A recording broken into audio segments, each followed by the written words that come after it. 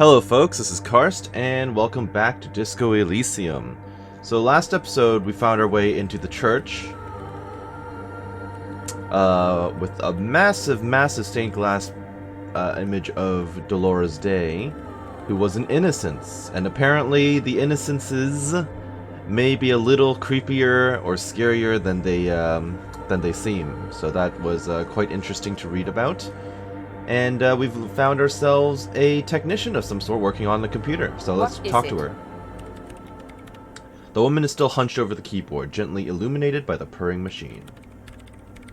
I didn't break anything, did I? No, you just printed out my personal log and wasted some paper. It does not look like a big loss to her. Hey, are you the lead programmer of We're Untethered by any chance? Yes. Or, no. Not anymore. That project is dead. She doesn't seem surprised to be recognized. Rather sad. Something passes over her face before she straightens her back. Sorry, but who are you? What are you doing here? I am Soona Luukkanen-Kilde, the former lead programmer of Fortress Accident and RSA radios. I have over 16 years of programming experience, and I'm proficient in both Vox and Orbis languages. If you're not here to hire me, I don't really know how I can help you. Turns back to the terminal. Did she say over 16 years of experience? She must have started programming when she was still a teenager. That still doesn't answer what she's doing in an abandoned church. Have you seen the Crabman? No? But you know he's around. Yes. He's seen you. And? And the Crabman has seen you. I don't care. I don't care about crabmen. She barely looks up, now tinkering with the machine's printer. Wow, she really doesn't. Not afraid, this one. What are you doing in an abandoned church? You really like those questions, don't you? There's a hint of amusement in her tired eyes. They're bloodshot. She really hasn't been getting much sleep lately, has she? I'm a police officer. It's my job to ask questions. I'm conducting scientific research here. You can't throw me out. She says, ready to stand her ground. What research? I'm looking for the location of a 2mm hole in the world. Wait, what? She's looking for a disruption in the radio waves. That's what her personal log said. The lieutenant raises his brows, but doesn't say anything. Is the hole connected to the data loss in your journal? Yes, that's what led me here. But I suspect it might be something a bit more complicated than that. She stares at the burnished antenna on a nearby table. A hole in the world. What does that mean exactly? It means what I thought last time, I think, about the perforation around here. Exactly. What does it mean? Up to now, it has been impossible to say what it is because it's impossible to measure nothing. What do you think it is? What qualities does nothing have? How do you measure something that does not exist? Fair. She's suddenly absorbed in the conversation, waiting for your answer. Easy. You measure it by the world around it. You measure it by collecting data on its surroundings, on that which exists. Exactly. Very true. That's what I've been aiming for. That's why I have those basins. I've tried using hydro transducers to record the silence, to find out where it begins. Well, I mean, there was that one spot where it was super silent before the Crabman came down to see us. But honestly, it's not progressing very well. She grows silent, staring at her circle of basins. It looks like some ancient ritual. Do you have any idea where this hole might be located? Somewhere underneath those roof beams, I assume. She looks up, eyes trying to pierce the pitch-black heights above, but without much success. Only a faint crisscross of rafters can be made out from the dark. Most of the tower disappearing into the shade. Strange things may flourish in the dark. Why there? There's this place at the back of the church, a place where all audible vibrations seem to decease. I've named it the Swallow, and the higher you go, the less you record. Fair The enough. Pillar of Silence? Are you sure it's not just an architectural quirk? Maybe, but it's oddly close to the physical coordinates of the data loss that led me to this place. This is where the Crabman lives. I know. You don't think the Crabman might be somehow responsible here? I think he's more of the effect than the cause. No, I don't. She sounds mildly annoyed by this line of questioning. her hands typing hundreds of commands into the machine. So, you said that the research isn't going well. Why not? Because it's just trial and error, trying to locate the swallow, the exact point in space. And I don't have a... You know what? It would be really helpful if you could just stop talking and let me work. That's all I wanted to know about the scary 2mm hole in the world, for now. Great. Thanks. Her hands are a whirl on the keyboard. So, why are there so many machines in this place? I brought them here. These are my machines. Please don't touch anything. Why do you need an antenna? I use the AR-1 as my RAIM prefix processing unit. RAM Prefect. That's your radio computer, right? Mm-hmm. And that antenna is its processing unit? Yes? You really don't know anything about radio computers, do you? She has stopped working now. No. I know a little. Alright. Well, all radio computers perform operations up on air. So in order to gain more processing power, you need to invest in a good antenna. So, wait, what's on air? On the front, the unified front of radio waves, licensed and controlled by Lintel in the East Insulindic So, region. lintel. It's all around us. That's what on air means. She waves her hand. Like love. And the AR-1? Is it a good antenna? I guess it is. So far I've been quite satisfied with it. It's one of Martinez these is an things. unstable region with bad coverage, and the operation has been surprisingly stable. But it's not the cheapest one on the market. So I wouldn't recommend it for your regular red tape operations. Fraser 1000 is a foolproof line for civilians. Anyway, you should do some research before you decide to buy anything. Ask around, compare the prices. There are many milieus dedicated to that sort of thing. She liked telling me this. It calmed her nerves. I mean, she seems very invested in computers, so it makes sense. So what are you doing with the radio computer? I'm working. The machine seems almost alien with its pulsing core. The light casting her face in a strange shadow. Working on what? Could you just shh for a moment? I can't. I have to ask Or all the get to questions, point. sorry. I really need to focus on something. It's not just rudeness. It really is hard to concentrate on whatever she needs to do. And you're not helping. Fair enough. What about those bowls of water over there? I'm working. Okay. The machine seems almost alien. I think It's I just not asked the question rudeness. that I already asked. Really, They are let's do that. connected to my RAIM prefect. Whatever you do, just please don't move them, okay? Thanks. short and terse. There you have it. Whatever she's using them for, they're hers. Well, we kind of knew that already. Right, I'll try not to touch anything. Next question. Great. How do you feel about anodic dance music? What? I hate it. She squints her eyes. I bet she hasn't even heard it.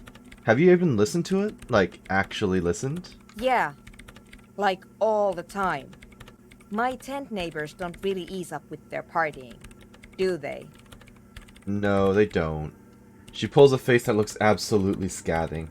Maybe I'd have to be on drugs to get it, but to a sober mind it just sounds like uninspired rug whipping. No idea what it has to do with either dancing or music. This is about those speed freaks in the tent, isn't it? I've got some news for you. It's not a nightclub they want to build here. Yeah, so I actually didn't read the option there by accident. So it's like, right, how do you feel about a club for anodic dance music? And she doesn't like it. What do they want to build then? Oh, you're going to talk about the drugs. I already told them not to do that. Take a guess, why don't you?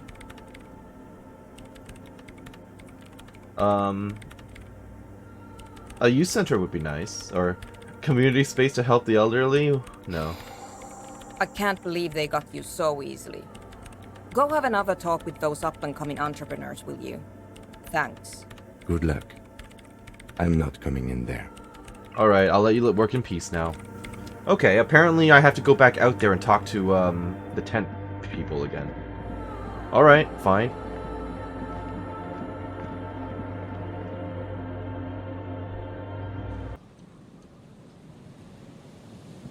Okay. I thought she was just gonna tell me, oh, they're just gonna, you know, make meth or whatever in here. But I already convinced them not to do that. But let's talk. Hi again. So, how are things going? He looks excited. The tips of his hair are sharp and white. The bleach has consumed almost all the toothbrush on the mirror in front of him. About the church, I checked it out. And? What happened? I talked to the crab man. Oh man! Who is he? What did you think? He gave me this odd lecture on alcoholism before rambling on and on about mother's love. Really? Huh. Interesting. What's he doing in the church? Just preaching and praying from the looks of it. No matter. Is he gonna be a problem? Yeah, Noid is right. Let's get back to the point. What are we gonna do about him? These guys will never catch him. You will never catch him. There's nothing to do.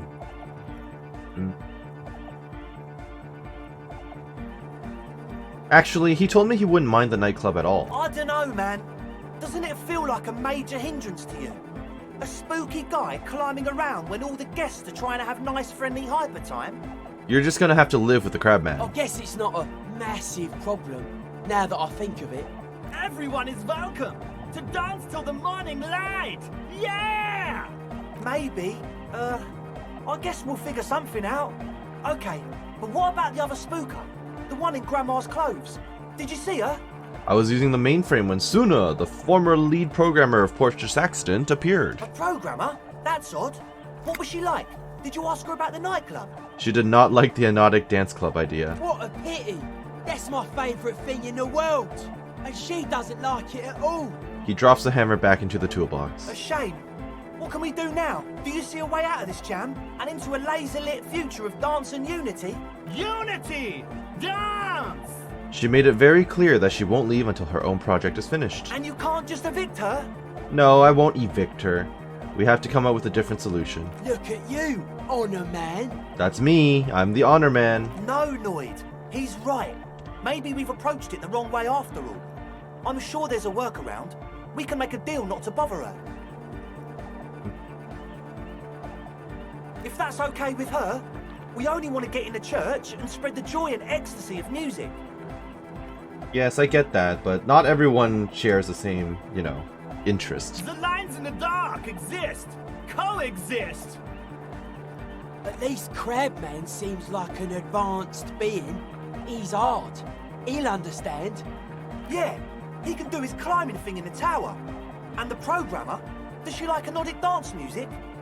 She absolutely does not. Really, truly despises it. Egghead cannot believe what she just said. It makes him pump the jam a little slower for a moment. But No worries. Oops. We'll figure it out. If coexisting fails, you can always muscle her out, right? If it's all okay with you, what do you think? Yeah, so he pumps the jam a little slower for a moment, then he returns to the full swing of it.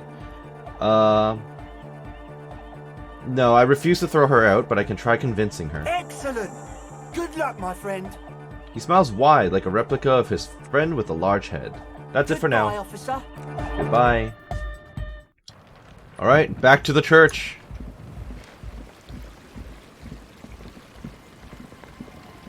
The awkward little run between the two. Why don't you all just meet up and we can have this conversation face to face? Would solve a bit of trouble for us.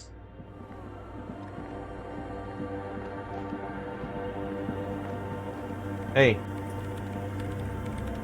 Yes, Suna. what is it? What if you didn't have to leave? I talked to Andre and he wants to make it work. I don't want to make anything work. She replies, her expression unchanged. Hold on. You don't want to make anything work? Yes, anything. I don't want to make anything work. it's not the Anodic dance music that's made her bitter. It's the failure of Fortress Accident. Don't bring it up, or are you bitter because your radio game project failed? That's right. If we couldn't get our Welkins to happen, I don't want anything to happen. Ever again. Something strange shines in her eyes. There's not a trace of irony in her voice. She means it. Ooh. 97%. Research not going well. Apparently that's a +1. I've discovered Fortress Accident, and I've discussed Fortress Accident with the Dice Maker. Convince her to cooperate with the Ravers. Easy. When her research is done, she can move out. Listen, about your research. You mentioned earlier that it's not going very well. Maybe I can help with something? What? No, I don't really need any help with the project. She looks up from her work, disoriented. But if I could help you finish the project, then you wouldn't have to live in a church next to the Boom Boom anymore. Just think about it. She thinks about it. a glassy look in her eyes. A gust of wind brings more snow in from the broken gallery. It touches her hair. Alright. Bring me the game's offsite copy from my old workspace, if you really want to help. It's stored on a filament memory, and I'm unable to go and fetch it myself.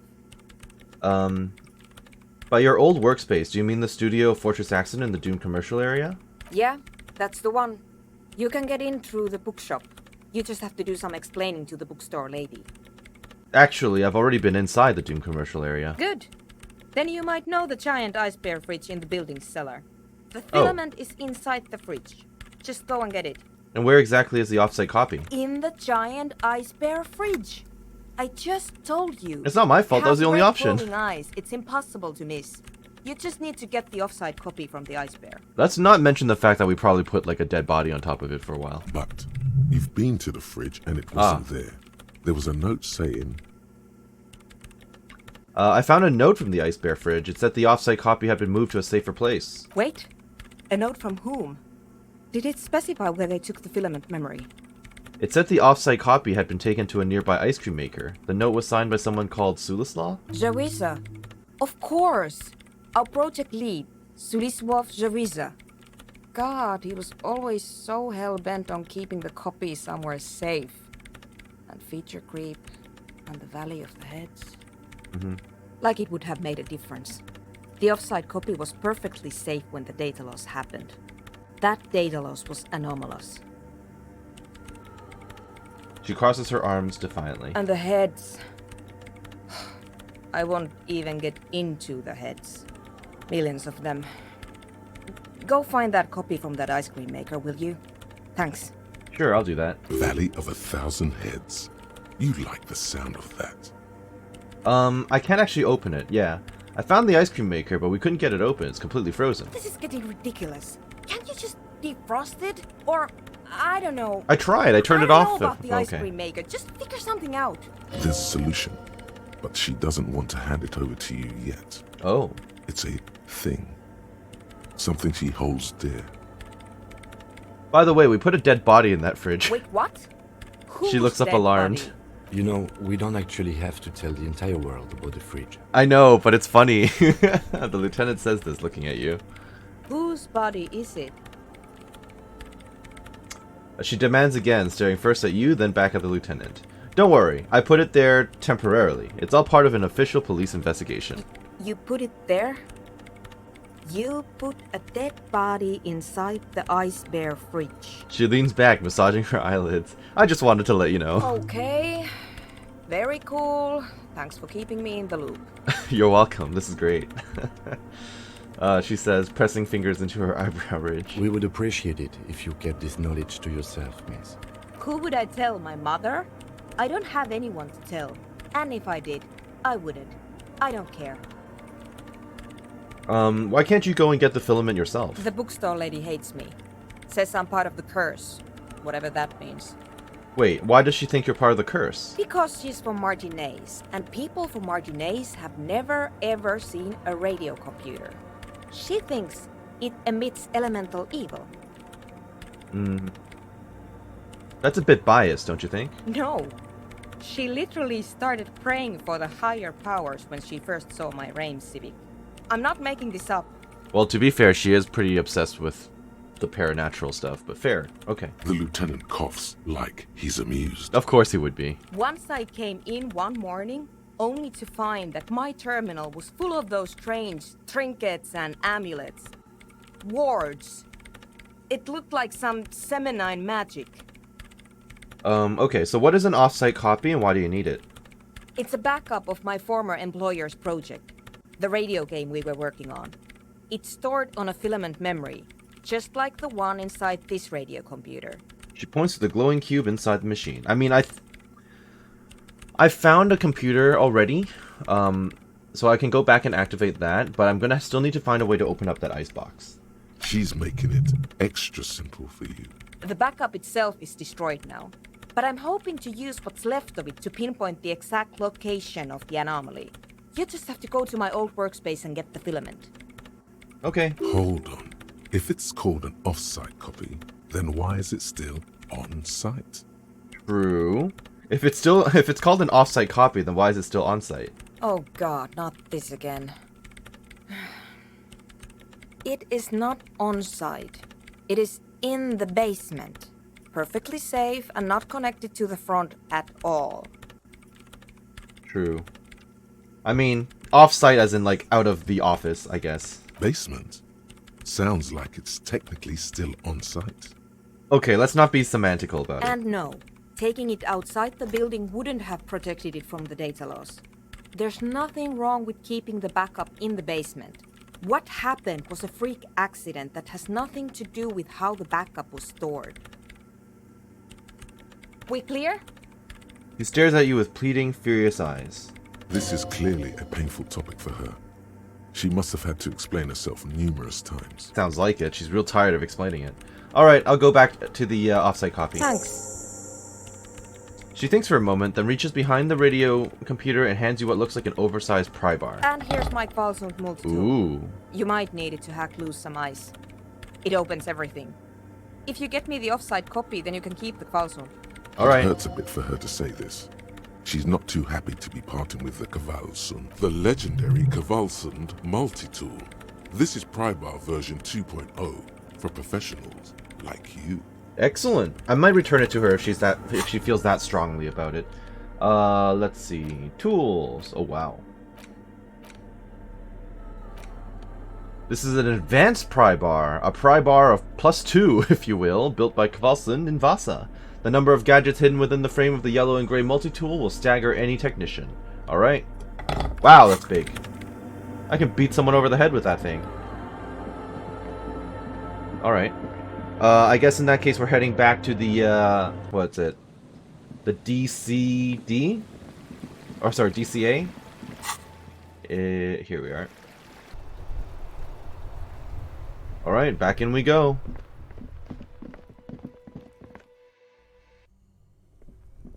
Time to get that thing open. This orange machine is buzzing like an old submarine. It has a hand-cranked ice cream churner on top and an electric freezer that appears to be frozen shut. Wait, it's only 28%? That seems pretty low. 2 cables are plugged into the breaker box. The red one leads to the ice bear fridge, and the black one to something Unplug the close cable. to... Very smart. Opening the lid should be much easier after the ice cream maker has defrosted. I figured that out long ago, I just never got around to it. This orange machine is Okay. dead still. It has a hand-cranked ice cream churner and... Physical instrument. Let's see. I'll put that on. I think that's the only thing I had that gave me the physical instrument anyway, so I should be fine. I'm trying to remember what I was wearing. I don't think I switched back to my other clothes. Okay. This orange machine is 72%. dead still. It has a hand-cranked ice cream Do it. churner and ice squeaks beneath Ugh. the Kvalsund multi-tool. But your fingers slip away from the tool. The lid shutters tightly as before, and it's already unplugged. There's not much else to do other than wait for it to defrost or bulk up and get stronger. Wait, I can wait for it to defrost? Is that an actual option? Okay.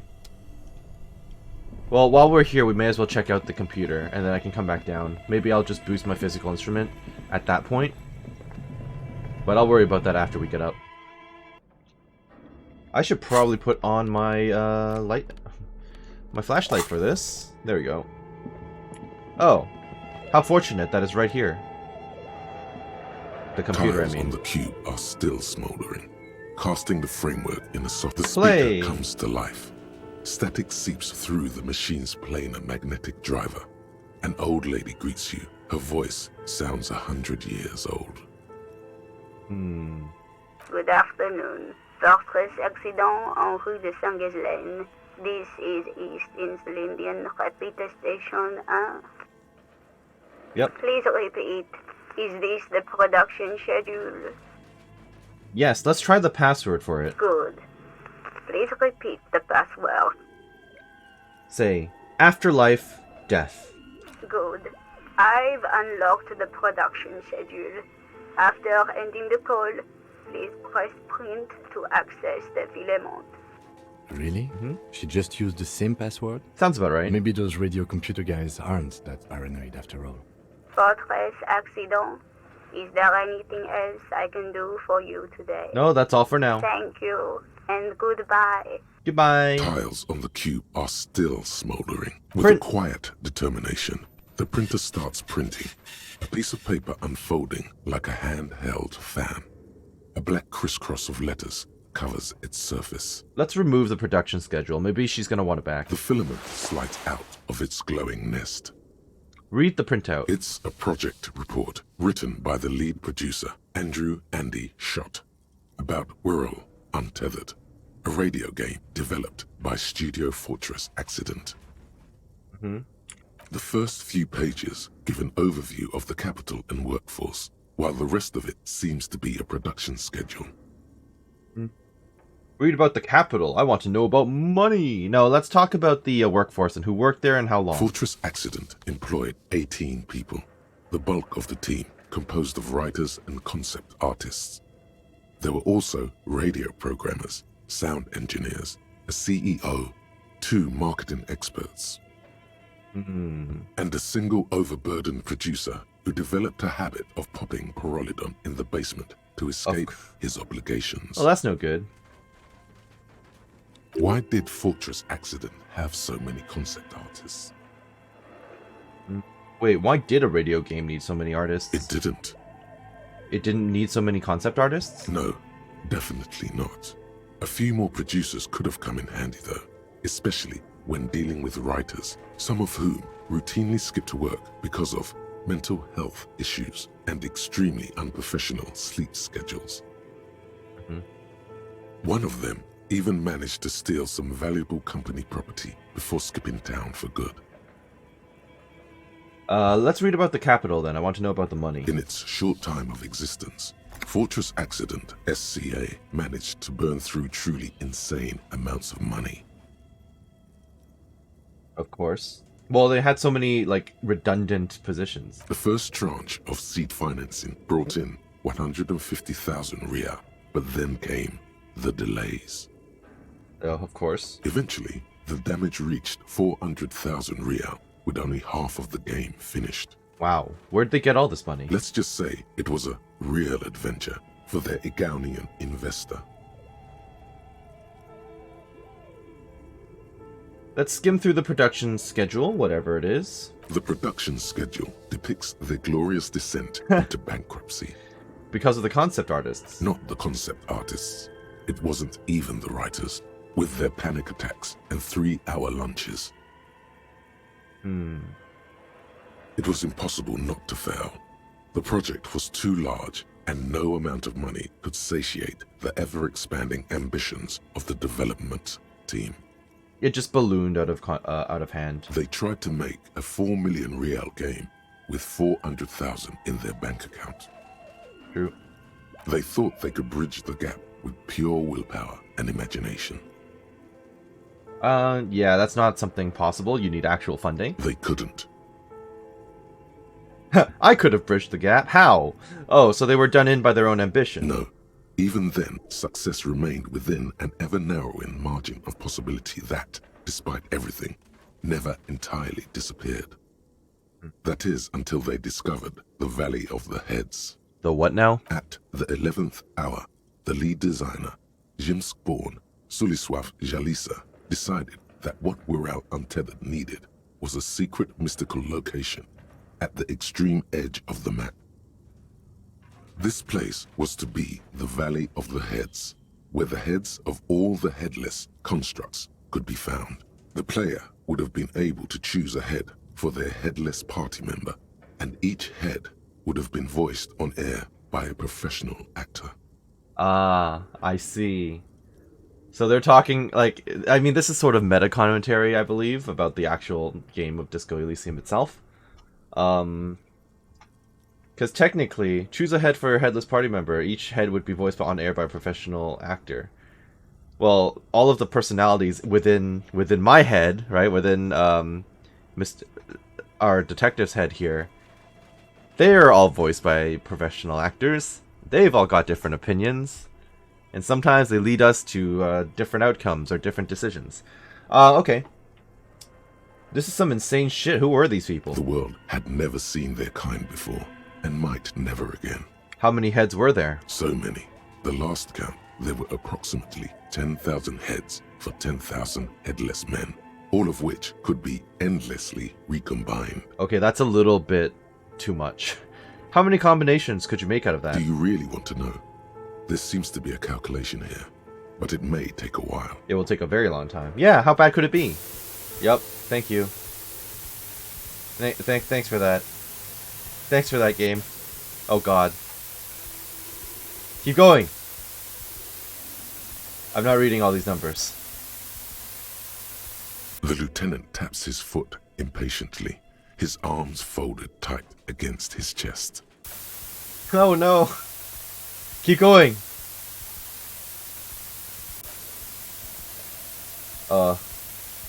What if you broke the radio computer?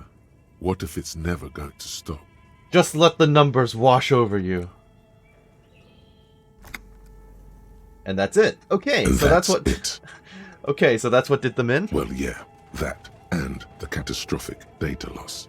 This must be the anomaly Suna mentioned in the church log. On the nature of the data loss, there's ominously little information in the production log. It comes at the very end, where things get fuzzy and dark, where tables and numbers seem to vanish into an eerie nothingness, before the Egonian investors pulled the plug. What is clear is that one day, an unidentified numeric anomaly occurred on the East Insulindian Lintel front, just as the World Untethered project was being compiled that day. And the anomaly caused all the data to just get lost in the air. When the project was returned, it was completely blank. The team spent weeks on the phone with Lintel, the service provider, but despite their diagnostics, they could never produce a satisfactory explanation or pay for the loss. What? They lost the whole game and wouldn't even pay for it? Or wasn't there a copy of the game or a backup? Mysteriously enough, it seems that the off-site copy happened to be on-site when the catastrophic data loss occurred. Of course. It was the lead programmer's responsibility to oversee weekly maintenance of the off-site copy and, well, keep it off-site. An explanatory note from the lead programmer has been attached. Is that the one who was... Is that the guy who was basically just, in the... like, doing drugs in the basement? What does it say? S. Luukkonen Kilda, the lead programmer of Fortress Accident. The off-site copy was on-site because there was no off-site anymore. Not for me. Not after 8 months of crunch. I mean, yeah, crunch time, not good. 8 months of it, even worse. I didn't have a home anymore, so I started keeping it in the basement, in the ice bear refrigerator, near where I went to sleep. It was perfectly safe there. The temperature conditions were optimal. Of course. It's not very convincing, is it? Her former colleagues would agree with you. She's right, actually. Nothing wrong with keeping this type of filament memory in a fridge. The production schedule ends with a few random notes that seem to be added sometime later. Okay, read the notes at the end. 4 months later, by an unknown author. I am the only one left, and it's gotten rather damp here. A few other businesses have gone under, too. Slipstream switched to making skis, and the hairdressers just left, cursing Martinez. They're right, though. Something's seriously wrong with this place. Martinez. All of it. Okay. Still haven't got an answer from Lintel about what happened. All I could get were the physical coordinates of the error on the East Insulindian front on that day. Since the computation happened on air, I reckoned it had to coincide with an actually existing location. Okay, so this would be Suna then. I have compared the coordinates to a map of Revachol West. Turns out it's only 800 meters from here. The address is Saint-Brun 1147. I am going there to look this thing in the eye. Saint-Brun 1147? That's what the street sign next to the church said. Why would I tear off the printout and throw it away? Okay. Tiles on the cube are still smoldering. Alright. Well, that was entertaining enough. Let's go back downstairs. Is it actually openable now, or do I have to boost my physical strength? My impatience is too strong. This orange machine is dead still. It has. Nope, turn the ice cream. crank feels oddly satisfying. It's all gone now. You'll never become a poet. Or... Well, physical instrument it is. I cannot even level you up because I am at cap. Alright, I have no choice but to wait, I guess. Which is quite unfortunate. I don't think there's anything else I can put on that will give me more. So, yeah, I'm screwed in many ways. Unfortunately. I guess I can always come back later. There's always that. So I'll go back out here, talk to the lady in the church, just maybe show her the other information I have. And then maybe I'm just going to do a small stroll out onto the dock area towards the Ferris wheel. Because I haven't been out in that area yet, so I may as well do that while we wait. Hey Suna, you still chilling here? Yes, you are. Hello. Yes, what is it? About the off-site copy you asked me to bring. Yes? This is the production schedule, it's not what she's looking for. Is this the filament you're looking for? No, that's the production schedule you stole and accessed without authorization.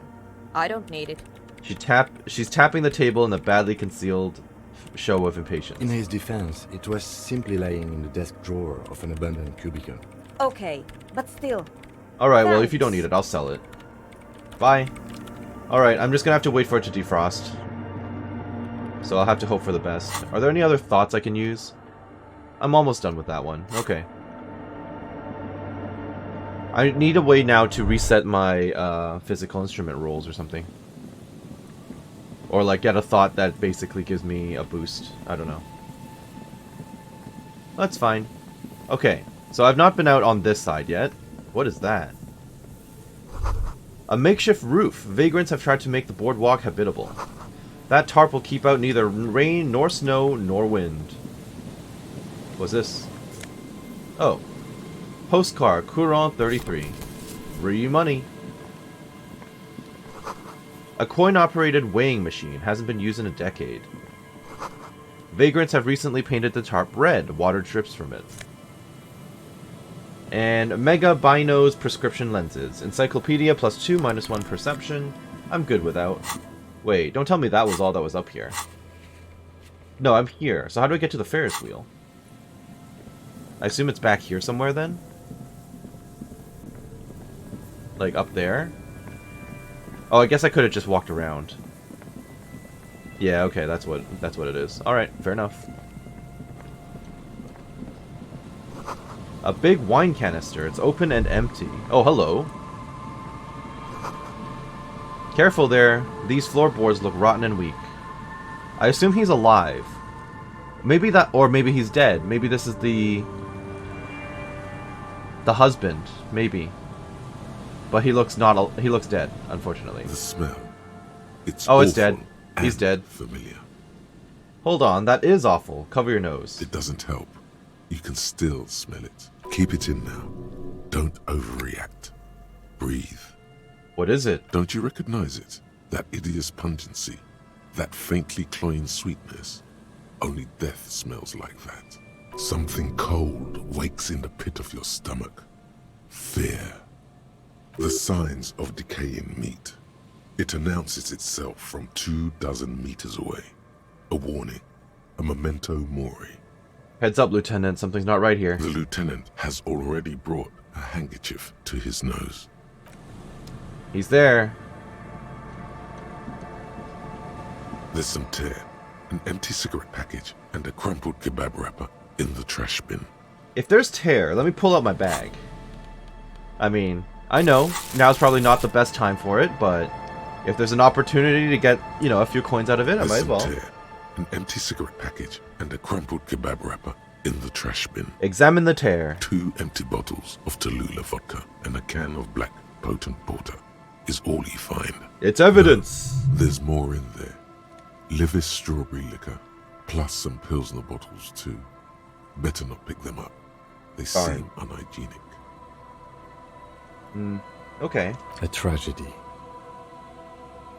The lieutenant looks in the can, his eyes watering from the smell. He shakes his head with genuine sadness. Examine the cigarette package. Whoever tossed it here was a heavy smoker. The brand name reads Red Astra. Okay. Red Astra is the black market version of Astra cigarettes, known for their high tar content. Examine the kebab wrapper. You see traces of mayonnaise and ketchup on it, as well as a tomato wedge. The wrapper reads Shish Kebab Revachol. It's no older than a day or two. No mold yet. It's hard to concentrate in the smell. The sea air brings some relief. Now, I don't really know about how long it takes for a dead body to start smelling, but if it's only been like 2 days, a day or two, would it really be that strong? Don't answer the question. Let's take a peek at this first. This coin-operated viewer has been out of order for years. Alright, let's figure you out. A man lies on the boardwalk, his limbs bent and neck turned at an unnatural angle. Right next to him is an empty bottle of spirits. In his cramped hand, a chewing gum wrapper. Working class corpse. Yeah, that's probably him. I've been looking for you. Half of his body has slipped between the cracked boardwalk, starting with the right leg. The fall has left him broken, contorted like a sad puppet.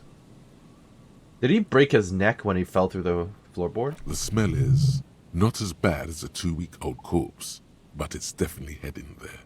Hold on. The lieutenant squats next to the corpse and examines his face.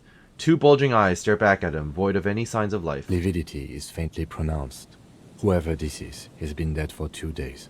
No longer.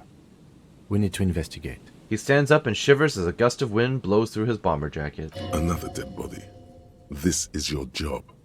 Steel yourself. Indeed. Calm now. Carefully. Just another day. Just another dead body. Breathe. Alright, let's look at the surroundings first. There's some dried blood on the metal bench, right where the corpse's head rests. Okay, The he hit his head. floorboards are rotten and slippery wet around the hole. An empty bottle lies nearby. A chewing gum wrapper is clutched in his fist. Examine the chewing gum wrapper. Grabowski spearmint chewing gum. Green leaves on the cover. The man's mouth is half agape from the terror of the fall. Look in. The blackness of death. Stench. You think you see white chewing gum too. Confirmed. Nearly the whole pack is there. Solidified on his lower rear teeth. He ate the whole pack, right? It's to cover the smell of alcohol before going home. The worst thing is, I've seen it before. Almost the same scenario. Even the chewing gum. It's always the same. Examine the bottle. A .75 liter Tallulah vodka with its cap missing. There's hardly anything left inside. Tear all around us. He looks at the 2 other bottles near the coin-operated viewer, then at your yellow plastic bag. Hey! They're referencing the fact that I have the bag equipped. I like that. I'd prefer if you didn't collect them this time. It's not proper. Fair enough, fine. True. It feels disrespectful. True. Stepping on the floorboards, maybe let's do that last. Examine the man's head. A dried chunk of blood covers the hair at the back of his head. An open wound. This part. It's sticky and cold to your touch. This is what killed him. Thanks for that. I don't see any other major wounds, do you? It's hard to say. Seems like the head wound was fatal. It's exactly the shape of the bench. Step on the floorboards. They screech under your feet ominously. It's hard to say whether the dead man's weight was the cause of the boardwalk to break. It definitely looks fragile. You see waves churning below. Something cracks beneath your feet. Maybe we should move away. He could have easily disappeared into the sea through that hole, and you would have never found him. True.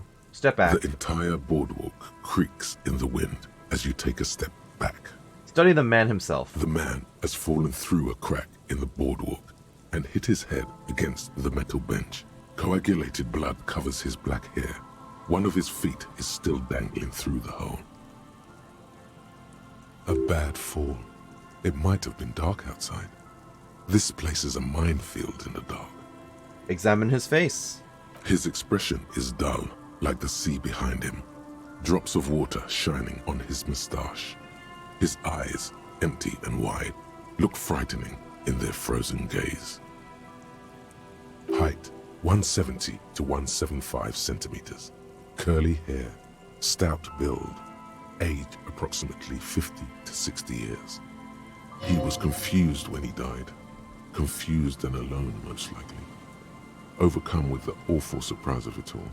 Study the man's clothes. He's wearing mud-caked boots, beige trousers, and an old brown leather jacket with a bright blue lining. There are traces of kebab sauce on his chest. The leather jacket suits him well. It must be custom made. From his wife. A cool leather jacket with a bolt of blue? Oh no, this sounds terribly familiar. Yeah, that's what I thought. Okay, search his You pockets. find some sunflower seeds and a rain-soaked library card folded into two. His jacket feels sodden and heavy under your hand. Good. We should take a look at that library card after this is done. Who is this man? Looks like one of the locals. He'd have to know this spot to come here. You don't just walk over here. He looks south the way you came. But that's just a lazy assumption. What do you think? A dead working-class man with a bottle in his hand? Don't deceive yourself. You know who this is. We know who this is. It's the working class woman's missing husband, dead on the boardwalk. The woman you met at the book stand? Why do you think it's her husband? He looks at the bundle of flesh and rags lying on the ground. The leather jacket. Point at the man's clothes. It matches her description perfectly. The bright blue lining? Well, he's definitely someone's husband. He nods and points at the ring on the man's hand. What do you think happened here? Death by misadventure. He slipped and fell through the boardwalk. A truly unfortunate accident. If it wouldn't have been for that bench, he'd be alive. True. Do you think he was drunk? Probably. Oh, yes. He nods. What about alcohol poisoning and liver failure? Obviously he has a okay, Some whatever. symptoms of acute alcohol poisoning could have definitely played a role here. Severe confusion, respiratory depression, unpredictable behavior. But I think that death arrived through head trauma, not liver failure. That's very true, I agree. It's obviously not related to the lynching, come on. But I'll ask it anyway just for the dialogue. No, I don't see anything that points in that direction. For now, let's treat this case as a simple, albeit sad, accident, unrelated to the murder case. Yes, but what if there's a killer on the loose? 2 suspicious deaths in such a short time frame. It's not a sequence killer, but I'll say it anyway. We should consider the possibility that we're dealing with a sequence killer here. A sequence killer? There's nothing that connects those 2 bodies. This is a completely different case. An accident. The lieutenant narrows his eyes in the wind. Someone could have pushed him from behind with an intention to kill. It's possible, but let's take it step by step. We still haven't identified the man. What about the kebab? What about it? Yeah, what about it? Some kebab. It's probably from a nearby place, maybe in the parks. Sometimes a kebab is just a kebab. Indeed. Someone should be held responsible for this broken boardwalk. It's dangerous. They'll seal this place off after the news reaches the coalition officials. I doubt that they have enough resources to actually repair the boardwalk. Not that sealing it off would keep anyone away. All it does is keep the city council's hands clean. He smiles sourly. I mean, it's true. Just because you seal a place off doesn't mean that people are gonna obey the rules. Right. It does seem to be a pretty straightforward misadventure. Although there's still a question of identifying the body. What should we do with him? From where I stand, I can see 2 options. We either take the case and follow the leads to identify the body on our own, or we report back to the station and leave this for our colleagues to handle. Hold on, what about field autopsy? A field autopsy isn't necessary if the cause of death doesn't appear to be criminal, and this looks like a simple accident to me. Indeed. I'd say we should just write down head trauma in the autopsy report and leave it at that. It would save us at least 2 hours of unnecessary work. Yes, but isn't that kind of sloppy? Maybe, but we don't really have much time or resources to spare. The guys at processing will take care of the rest. We found him and we should finish this. Take the case. Alright, we should first examine the library card you found. Then we can call the station from Mike and Emma. Let them know we are taking the case. Alrighty. Library card, please. Folded library card. A library card found from a pocket of a dead man on the Martinez boardwalk. It's still slightly damp to the touch. The cover bears the stamp of Jamrock Public Library. The library card is folded into two and still slightly wet to the touch. The front side reads, Central Jamrock Public Library Card, issued to Billy Mejean, expires July 53. Billy is a unisex name. Could be the deceased, or his family member. Let's look inside. Or let's look at the backside first. If lost, please return the card to the library. Dial 005 02 55211 or visit us at Moreau Street, 78, Jamrock. Business hours, 900 to 1800. Good. We should give them a call from my kinema. See if we can learn anything about Billy Mejean. Good idea. There was plenty of information here to go by. Indeed. Let's look inside. Whoever owns this card is an avid reader. You find a list of books written in blue pencil. Radio thriller. Stand a little less between me and the sun. The last one in the list is The Glinting Curve by M. Theobald. A library stamp indicates that the book has been returned. Most of these titles seem to be in the sci-fi genre. Some thrillers too. Put it away. Okay. So, alright, before we confirm, or before we talk to the working class woman and kind of tell her about this, I guess we should confirm all the details by calling it in and then positively identifying him, and then we'll let her know. Moonshine probably. Smells like a tasty fermentation. Yes, unfortunate. I still haven't found the Ferris wheel. Unless this was where it used to be, but I don't think so. This is more like a dock area, is it not? Also, we still don't know about this area either. Huh. Not exactly what I had in mind when I came out this way, but here we are. Yeah. And then there's like a tunnel over here somewhere. I mean, I'm sure we'll be back to this area sooner or later. We're gonna have to collect the body at some point, right? So. Hey, let's call it in. Inside, you see a set of steering levers, a radio microphone. Radio. This is Precinct 57. How may I assist you? I need to report a dead body on the Martinez boardwalk. One moment. You can hear her shuffling through some papers. Can you please describe the body? Age, sex, cause of death? An unidentified middle-aged man, height 170 to 175 centimeters, dark hair, medium build. Looks like he slipped, fell through a hole in the boardwalk, and hit his head against the metal bench. We suspect he might have been inebriated when he fell. There were bottles all around him, and traces of vomit on his shirt. Any signs of violence? No, it seems like it was an accident. No field autopsy necessary. She repeats. You can hear her quickly typing in the background. What about his belongings? Did you examine his clothes? He was wearing boots, trousers, and an old leather jacket with a bright blue lining. I found a library card from his pockets. Any information on the library card? It's from Central's Jamrock Public Library. It belongs to someone named Billy Mejean. Good. You have a lead. That I do. Do you and Lieutenant Kitsuragi want to take the case, or should I assign it to someone else? We're taking the case. I have assigned the case to Lieutenant Kitsuragi. Please follow up on this library lead to identify the man. We'll send someone to take the body to the morgue. Thank you. That's all for now. Thank you for reporting in. Is there anything else I can do for you? Yeah, connect me to the Jamrock Public Library, please. I'm afraid they're closed. Oh. It says here that the library is open from 10 a.m. to 6 p.m. Fair enough. We should try again during business hours. We will. Anything else, Detective? No, I'm done with the radio for now. Bye. 57th, over and out. In the cabin, So then I'm thinking what I can do now is I can go and do the singing. I can finally do the karaoke and the whirling, because I think 7 p.m. is when people come out for dinner and everything. Is that Lena and her husband and stuff? Oh no, that's Lena. They just look very similar from the back. Okay, fair enough. It seems like the music has changed up a little bit. Okay. So everyone is here for dinner, which means it's time for me to put on my drama clothing and sing my heart out, I guess. So, karaoke time. Drama? Yes. Anything else that gives drama? This gives drama.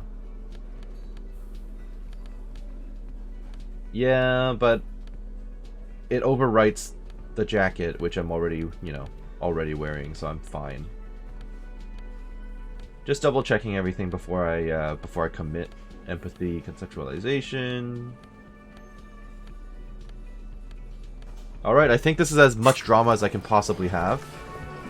I'm about to do it. I'ma do it. The stage is all set up for your performance. Feels silent. You can hear the pellets creak under your feet. You feel a little dizzy, a little unsteady suddenly. So, are you ready for your thing now? Let me know when I should turn on the karaoke carousel. Okay, so -2 because of the putting my lips close to the mic from earlier. I'm inspired by Arno van Eyck, apparently. I've got 58% and as much drama clothing as I can possibly have. Let's go let's go for it. I'm ready, Gart. Hit play. The air is thick with anticipation. Rip me. Someone dims the lights as the music starts. A lump's in your throat suddenly. Oh boy.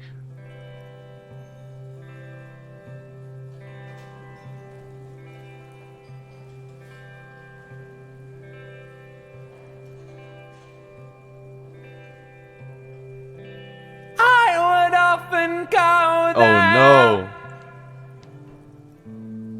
to the tiny church there. The smallest church in Sanson. Though it once was larger. How the real may rest there. That's not the voice I was expecting to hear, but okay. Down through the mist there. Towards the Seven Sisters. Towards those pale cliffs there. I would often stay there. In the tiny yard there. I have been so glad here. Looking forward to the past year.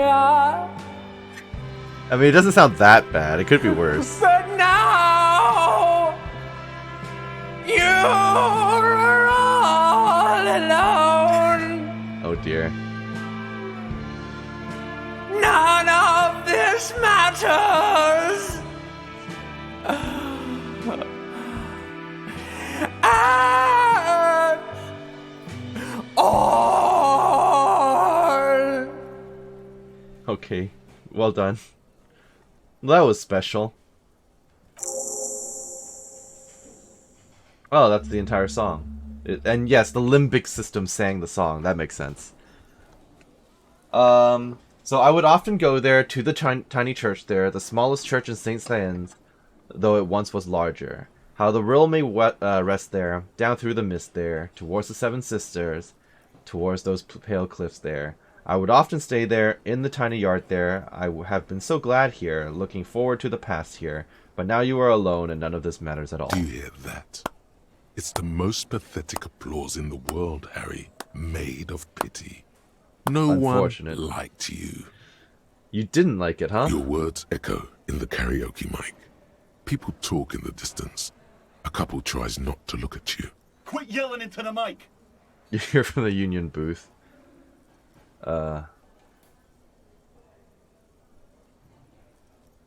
Well, I failed the role, so screw you. I gave it my best. I gave it everything, and you still shit on me. Someone walks out of the room by the front door. Some woman. Is it because of you? I'll just stand there. That's it. I'm unplugging it. He presses stop on the tape carousel. You hear a little whine of feedback, and then the mic dies in your hand. That's it. You're unpowered. Let's go, officer. These people wouldn't know a good performance if it beat them in the ass. The lieutenant closes his notes. You liked it? Detective Dubois. It was downright tragic.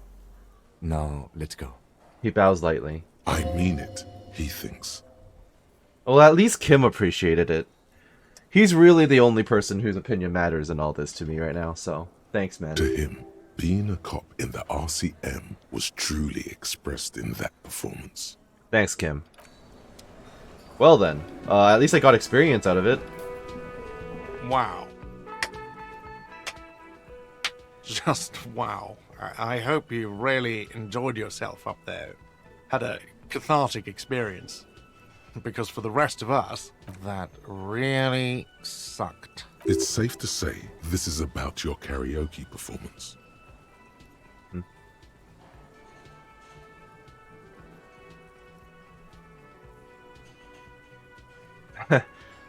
Yeah, I have a vast soul and she will always come back to it. Good for you. I'm not letting anyone up there again. Ever. Now, what did you want? Bye. Lena, do you have anything nice to say to me about that? Oh, hello, dear. Oh, nothing. Fine. What about you? Again? Nope. Alright, I guess he's the only one who really has anything to say about that whole interaction. Unless you want to say something. I'm wearing your outfit. You found yourself a little something from my wardrobe. Yep. Not bad. Not bad at all. What brings you here? Yeah, I was about to say, you're going to comment on the fact that I found this in your room, right? So about this robe I'm wearing. You can keep it. I don't mind. I can appreciate beauty when I see it. This is kind of out there. I was actually planning to give it back if you wanted it, truth be told. I took it to blend in. I'm undercover, you see. Blend in where? A carnival? He raises his brows. Bye-bye, Fine. gendarme. Bye-bye.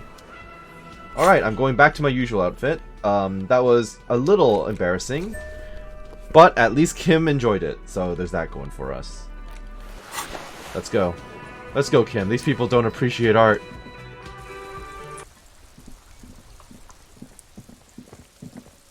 Alright. What was that quote? I tried my best and I have no regrets. There we are. This orange machine is dead still. It has a hand-cranked ice cream churner and an electric freezer. The ice around it slowly melting. Is it? So can I put that stuff back on then? Wait, that's a radio thing, isn't it? Yeah, this one. Let's give it a shot. This orange machine is dead still. Nope. Alright, I'll be back. Maybe in the morning, I don't know. Alright, what else can I do at the moment then? I can still help with the... I can still help her with her project. Confront Klazi. I guess I can still do that. Stroll along the coast. I haven't found the Sunday friend yet. I guess I can try to inspect the traps as well. Check the trap near the boathouses. Cryptozoologist camp. Trap in Land's End. Okay, I guess I can go out and do that. I can travel southwest from the church, in theory. I'd imagine there would be a trap around the church too, right? Oh, money. How'd I miss that? What the hell? Hello? The same address the lead programmer of the Fortress accident was looking for. I mean, I suppose I did that out of order, but it's fine. The real question is, how am I going to find all the traps? But it'll involve some running around, I think.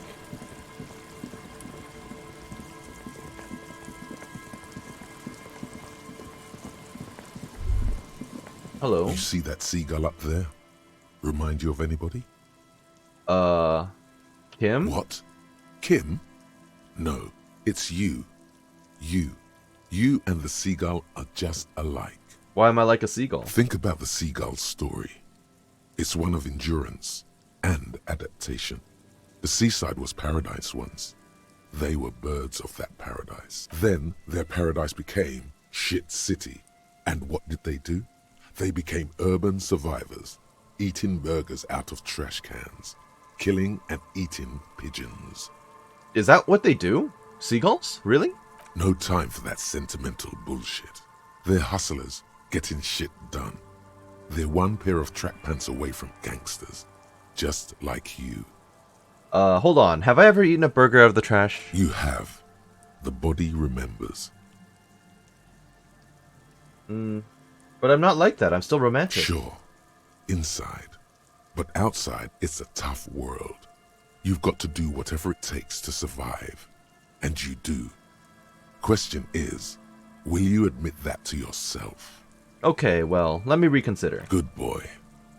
Sure, I guess I am a bit like a seagull. Exactly. Ah! The seagull okay, does that's what fine. it takes, and so do you. You've got that same spirit in you. When the time comes, you'll push yourself. Good to know. That was a little... it was kind of nice, you know, a little invigorating. Turns out there was nothing on this side of the church. Still want to know about the rest of it.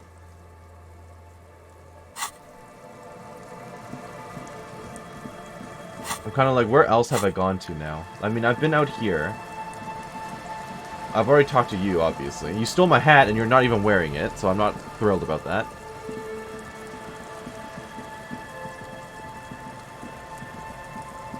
So, I'm just going to quickly check the corners and then I'm going to keep looking for the traps. I might have to cut some of this out because I don't know when I'm going to run into a trap. If that makes sense. Oh, hello. What's this? Thank you. Oh, okay. I did find something else. That's fine. That's good. These rusty gears used to turn the whole machine. The building before you housed the engine. Must have been a big one. A chain trails off into the ocean to who knows where. This barrel has recently been discarded. It still smells of fuel oil. Rhetoric and empathy. Nope. +1 rhetoric, -1 empathy. Let's check out what's in here then. Can we enter? Old door, worn by elements, guards the depot. The wind has blown a sand dune in front of it. The door hasn't been opened in a long while. You see a handle. What is this thing anyway? It's military. A service depot of some sort. Used to service what? The washerwoman mentioned a depot up the coast. She said it was for moving ammo and cargo across the bay. This might be it. The lieutenant looks at the hunching concrete toad in front of him. I literally have no way to open this door. It's not happening. Unless I roll like, you know, 12. But there's no way that's happening. I don't think that's even ever happened before. And if it did, it definitely would have been during, like, on a low roll or something. Oh, the body's already gone. It would have been on, like, a high percentage chance success or something. The boardwalk rises to your south. It casts its long shadow over you. Okay. Here's a trap. A familiar apparatus lies among the reeds. Another one of Morel's traps, weighed down by stones to keep it in place.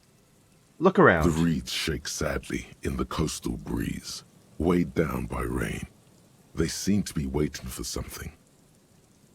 The wind picks up here, near the cape's end, surrounding the narrow strip of land from 3 cardinal directions. It's cold for this time of year. Reach for the trap. This trap is also full of panicked locusts. No sign of any cryptozoological beast inside. Another empty trap. The lieutenant takes a note, more out of habit than duty. How are you enjoying the cardio, Lieutenant? I'm quite enjoying myself. Always up for a good jog.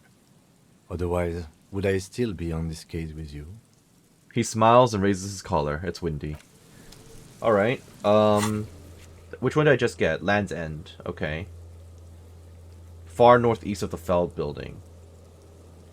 So, the Feld building is southwest from where we are now. So, cryptozoologist camp, I can go back there, and then west of the Feld building. Okay, I see. There's something else over here, though, that I haven't looked at yet. So, let's take a peek and see what we find. I guess now we're heading towards whatever this island is. Cigarette butts cleaned from under a rock. Brand Tio Mutiri. Oh, I might also be looking for the, what's his name? The Sunday Friend. I'm just quickly backtracking here just to make sure I don't miss anything. Yeah, I was just there. Okay, perfect. Watch him be dead too. We find another dead body. take a mental note. Tio Mutiri. Seems important somehow. Someone's made a campfire here a long time ago. A rusted, broken control box for the radio relay tower. Tiny inlets there, off in the far distance where the post trailed towards. So there was a bridge here once. Scented scarf. +1 shivers, -2 physical instrument. Almost want that. And what's this? This ladder is too rusty to climb. The sea air has eaten away at it. Okay. So, I can't even fast travel from where I am right now, so I don't have an option to go anywhere other than just to run back. But I'm glad that we came out here. Found some more things I hadn't looked at before. I could try the door, but 3% is just... We know it will fail, and it's a red check, so I can't even retry it. I don't think it's worth it for that on that front. Maybe I'll come back later, and there'll be a better chance for me to actually open the door. With some context, as you know. So southwest from here. Still never found the Ferris wheel, I will say that. I'm just going to click on that and hope that there's an easy way to get there. Yep, that'll do. Oh, what the... Alright. Who are you? The faded remains of a poster with the date 46. A name is faintly legible. Arn V.C.K. So that would be Van Eyck, yes? I'm not calling anyone again. Oh, there's a doorway there? Fascinating. Alright, but first let's talk to whoever this is. Who's the kid and who's the dude? And Mikhail noticed the windows, especially with how there are no windows on the south side. This was to deal with. A blond man stands next to his son, pointing to the weather-worn ruins. He sees you approaching and smiles. This is Trant Hadelstem. You officers, come to investigate the historic subtext of West Martinez? I'm Trant Hadelstem. You must be Kim Kitsuragi, right? I was just telling my son about this building. Not a lot of people realize the historic significance here. Very rich in hypertext. How did you recognize him? Nice to meet you. The lieutenant nods. Hold on. Hypertext? Yes, hypertext. Young Cobb and the collection of cultural hyperlinks. He says this as if it's self-evident. He's just making up fancy words. This doesn't mean anything. Yeah. Wait, what was that about Windows before? Oh yes. So Mikhail, they had to deal with monitor glare, especially in the summer. They still had vector monitors back then. That was 49 years ago. So they didn't have windows on the south wall.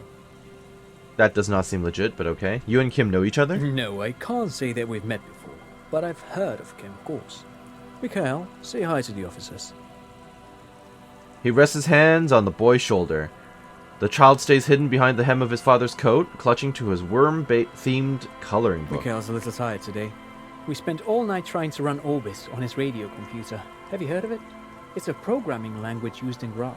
Quite tricky, but he wanted to play this Grad-made adventure program. We've been getting really into worms lately. The man speaks in the artificial cadence of a professor, or someone who's been on too many radio shows. But I assume you're not here for giant worms when there are so many real things to see. Just as I was telling Mikhail before, this is where the Coalition landed in 08. We could be standing on what is the most interesting landmark in Revachol West. He points to the building again. This man is your half-brother. You feel it. But why? So, when Esprit de Corps says half-brother, it means that he's probably a cop, right? Because they said the same thing about Kim when we first met, way back in episode 1. So yeah, he's probably a cop. Well, get a load of this guy. He really enjoys his trivia. The Orbis programming language was named after its inventor, Victor Orbis, a cybernetician from Grad. They run Vox in the Occidental countries. What's so fascinating about an empty old building? Aha! But it's not just any empty old building. He raises his hand to his eyes to shield himself from the pattering rain. All four of you turn to admire the mural before you. What not a lot of people know is this used to be the R&D department of Felt Electrical. And Felt, which now sells ink cartridges mostly, was once a top dog in the turn-of-the-century cybernetics boom. Hold on. What's R&D? Research and development. Look at the building looming above you. It looks old and weathered, with seagulls picking apart its stone and metal carcass. Bushy undergrowth has taken hold of the collapsed rooftop. Some kind of bird has set up a nest on a broken windowsill. Wait, what's an R&D department? Apologies, it's an acronym for research and development. They don't use it anymore. He smiles brightly, laugh lines around his eyes. You're probably more familiar with RTD, Research and Technological Development. Oh. Mea culpa. You are not familiar with that one either. This man is a bookhead. I don't think I've ever heard of this Feld Electrical. That's not surprising. Only a vestigial ink cartridge and ferrotape manufacturer remains.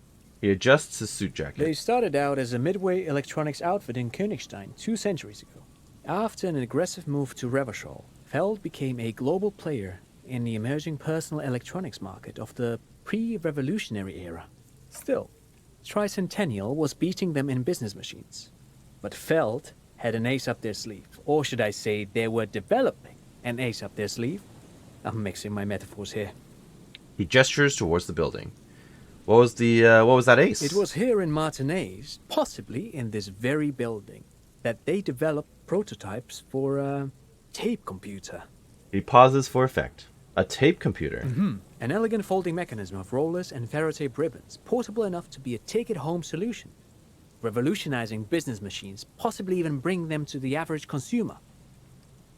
Mm-hmm. Which is a feat of engineering even today's giants, Rehm, ICN and ZAM, haven't achieved yet.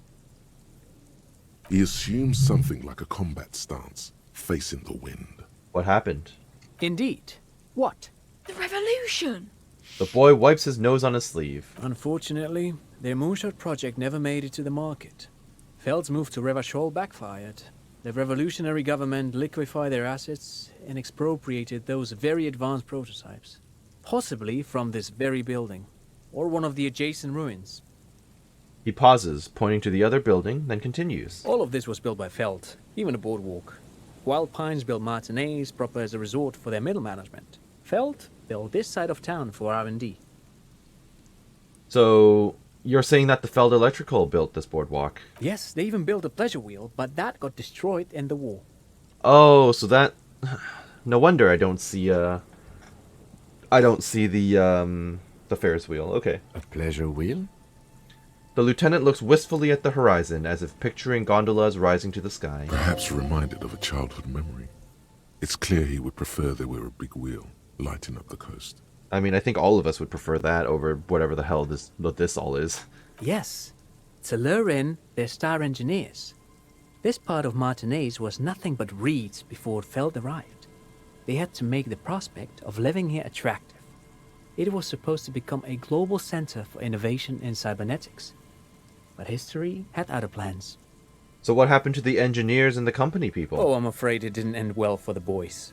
But this story is a bit too dark for little Mikhail here. Now, if you were to ask about tape computers... He smiles again, as if he's somehow personally responsible for this bleak turn of events. He means that. The boys got shot by the communists.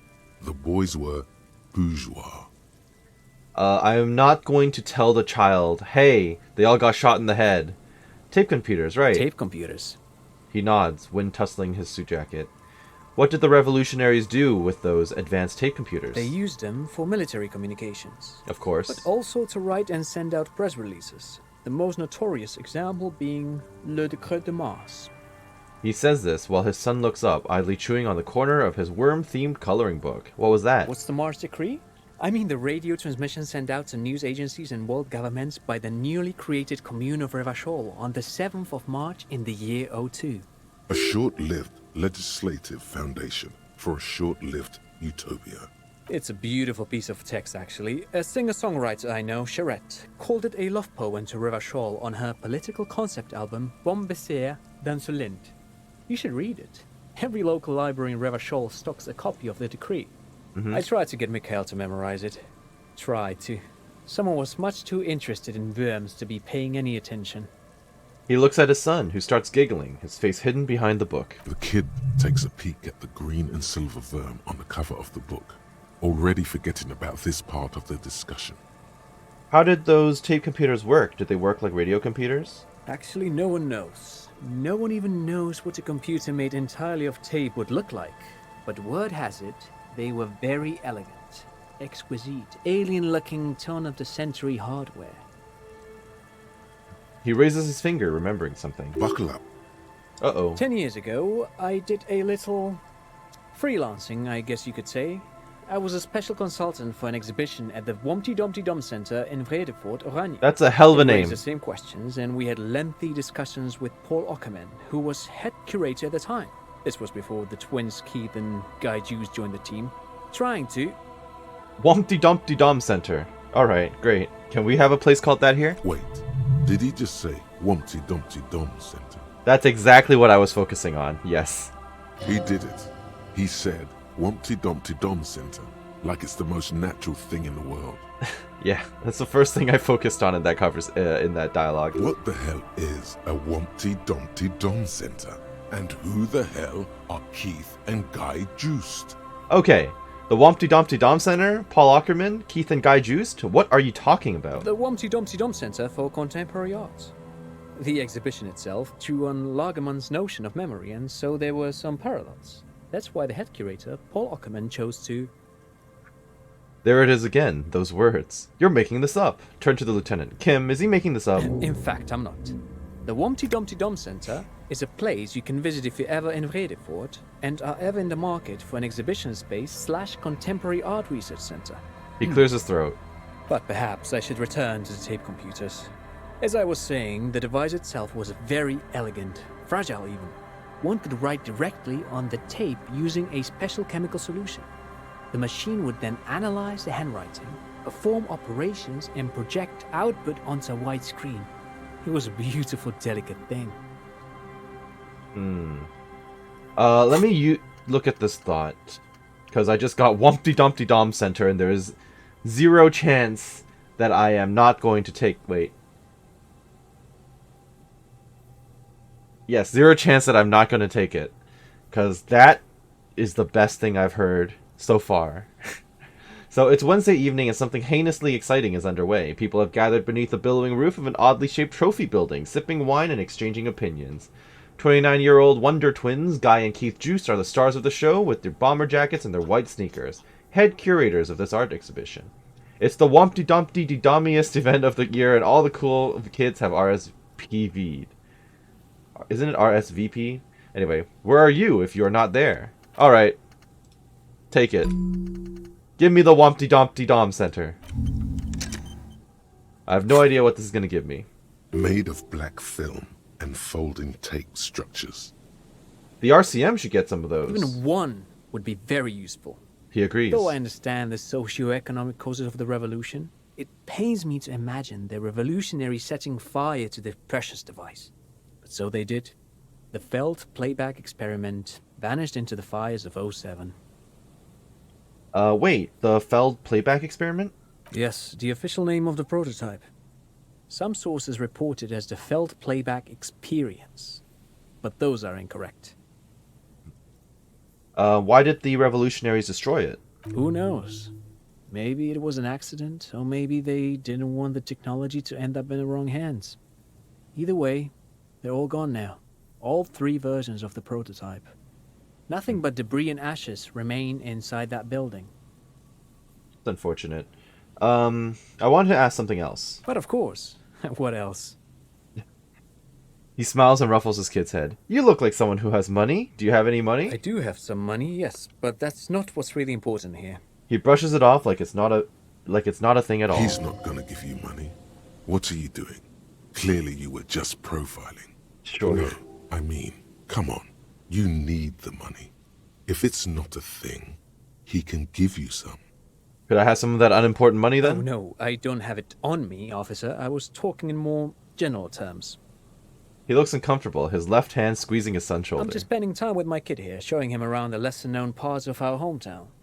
It wouldn't be wise to carry huge amounts of cash on such expeditions. Agreed. Not that he would have to worry about being robbed. He looks surprisingly buff. Does he work out? By the way, do you work out? I do some Lomantang stick fighting now and then.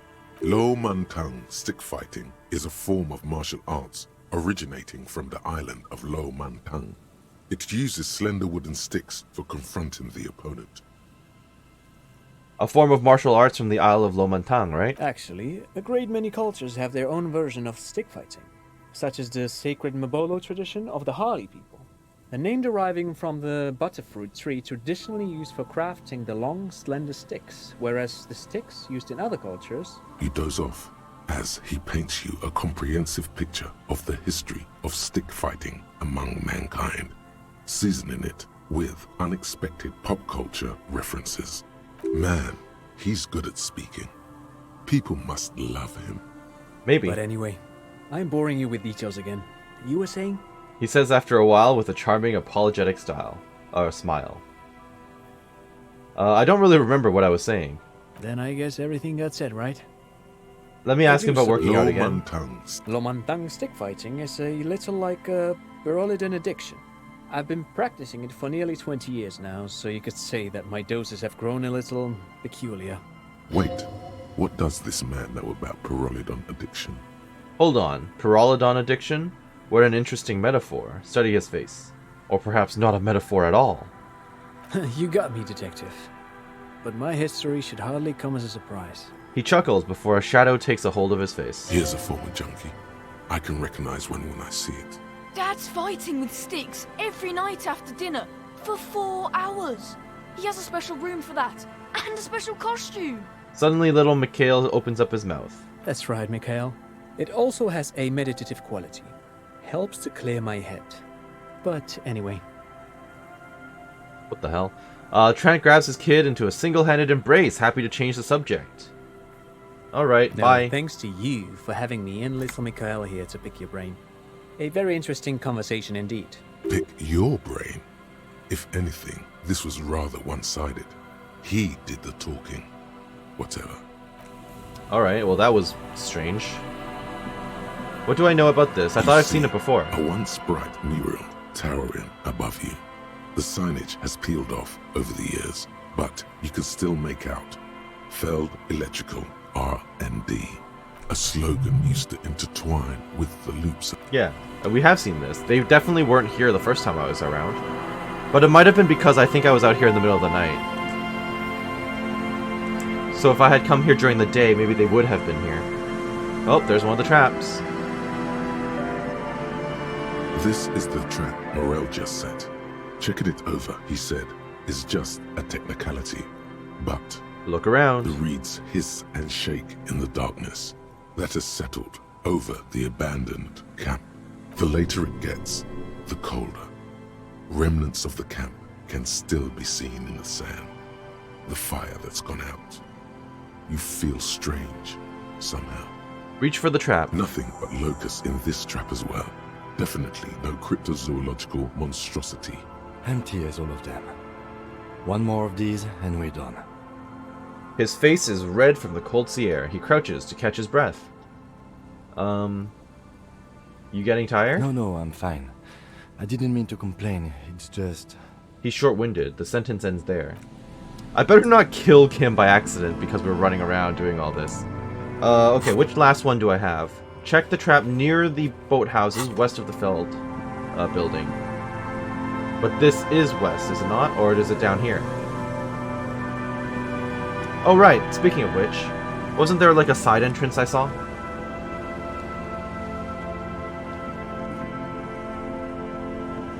Something like that at least? Like up here? Maybe not.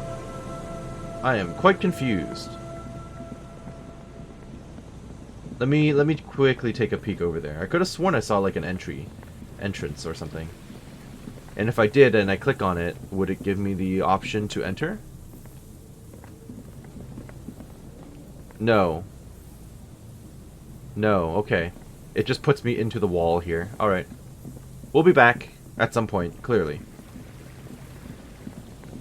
So where the hell are the boats? I guess south from here? Yeah. Oh, okay, that'll do.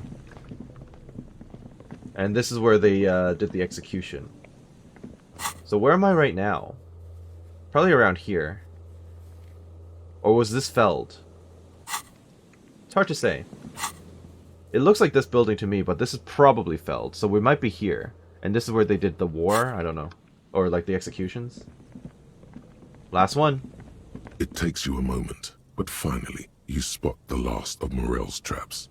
This one's partially obscured by the reeds. Look around. Behind you, the ruins of a residential building rise over the reeds, shielding them from the wind. The reeds rustle confidently. Reach for the trap. The trap feels light and silent as you pick it up. Something is different here. Look closer. Uh-oh. No locust. Oh. No phasmid either, but still. Let's not yell. Look closer still. Well, the bait worked on something. This doesn't mean it was a reed monster, though. Unless you see one in there. I just see an empty trap. The lieutenant studies the trap with you. The netting is a little untidy, messier than the others. Like someone or something picked up the trap and shook it before dropping it back down on the ground.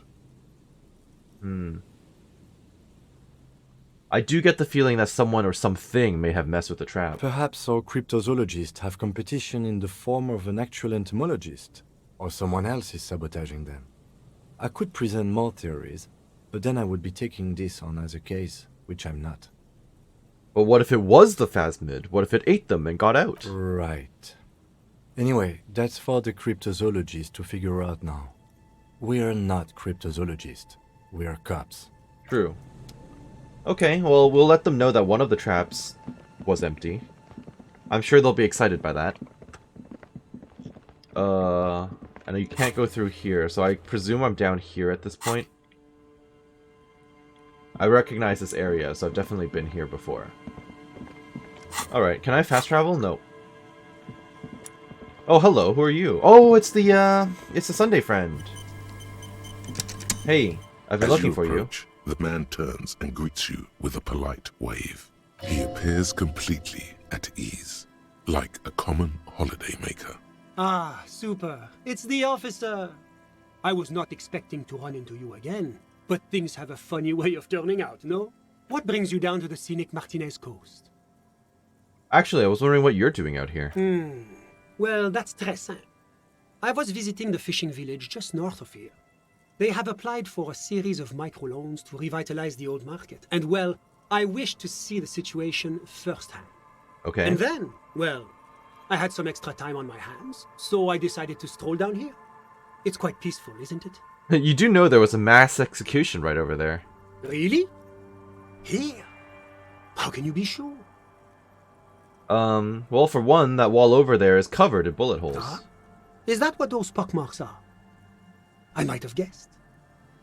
Fascinating how much history is contained right here, if only one knows where to look for it. You feel like there's something you could say here. If only you really knew what was going on. I failed! Actually, there was something else I wanted to ask you about. Ah bon? I'm all ears, officer. I need your help forming a committee. I'm trying to assign la responsabilité. My friend, if it's la responsabilité you're after, I have good news for you. There's no need to form such a committee, because it already exists. God, of course it does. These moral intern types. Of course. The Comité de Responsabilité de Revachol. It acts as a sort of clearinghouse for coalition activities. To put it simply, they are the ultimate arbiters of la responsabilité in this part of the world. Okay. Yes, this is just the sort of reasonable authority you're looking for. I would offer to connect you with the committee myself, but alas, I am not actually in Martinez. You mean like in an official capacity, right? What? Where is he then? He's speaking figuratively. Yeah, that's what I thought. He means he's not in Martinez in his official capacity. Yeah, I figured. I got it. You're only here on personal business. Précisément. Officially, I am still in La Delta, preparing for an upcoming conference on fuel oil derivatives. That's why it would be extremely irregular, or potentially even inappropriate for me to intercede with the committee concerning a district I'm not officially in. So how am I supposed to contact the committee then? Well, under ordinary circumstances, the committee contacts you. The man frowns. In other words, the committee only knows what it wants to know. But if you have information of a vital interest, they might be willing to entertain an exception. In which case, I would advise you to contact them via Coalition Warship Archer. Why do I need to go through Archer to speak to the committee? You see, in addition to being an airborne artillery platform, Coalition Warship Archer is also the linchpin of the Coalition's surveillance and communications infrastructure in Revachol. Hold on, it's watching us too? And listening. It has the most objective vantage point in the entire city. Not to mention a vast array of radio, photographic, and meteorological monitoring instruments. I find it a great comfort to know there are benevolent powers watching over all, in strict accordance with the Wayfarer Act and the Bristol-Mune Convention. And, alright. How does one go about contacting a Coalition warship? This is quite the problem. Very tricky. Of course, the Archer has orders to fire on any unidentified aerostatics that might approach it, so it might be safer to get in touch from the ground. Okay. But in that case, you would require a radio transmitter capable of broadcasting on Coalition frequencies. And that kind of technology naturally isn't typically available for non-Coalition use. Yes, it is a bit of a conundrum. I suppose there might be some way to circuit bend your way onto those frequencies, but you'd have to be one of those techno-tinkerers to do it. Well, Suna might be able to help me after I help her out, perhaps. Is that legal? Unauthorized circuit bending is a very serious matter with grave security implications. But as of the moment, there is no specific law forbidding it. In Revachol, at least. I will make it legal. Sounds like something that programmer we met in the church might be able to help with. Agreed. I already thought of that. Thank you, Kim. Let me just say that I have complete confidence in the RCM. I'm sure you'll figure something out. Thank you for your time. Always my pleasure to be of assistance to the RCM. Godspeed, and if we don't meet again, bonne chance. Thank you. Date of birth generator. Okay, what do I get for this? You were born in the year 07. In the last year of the Commune that's of Revachol, good, right? That's good. Before it fell, in the old military hospital on the ground floor, where people usually came to die during a snowstorm. The revolution had about 1 year left to go, and the fires were still burning bright. There were explosions in the blizzard. This was 44 years ago. You are 44 years old. The bloating might never leave your face, but beneath it, you still have some years. You still have some hope. That's good. There's still hope for our future. Okay, that seems good. -1 difficulty to all physique passives. I'll take it. I need that, actually, because I am still eating poop with regards to, cracking open that ice box. Okay.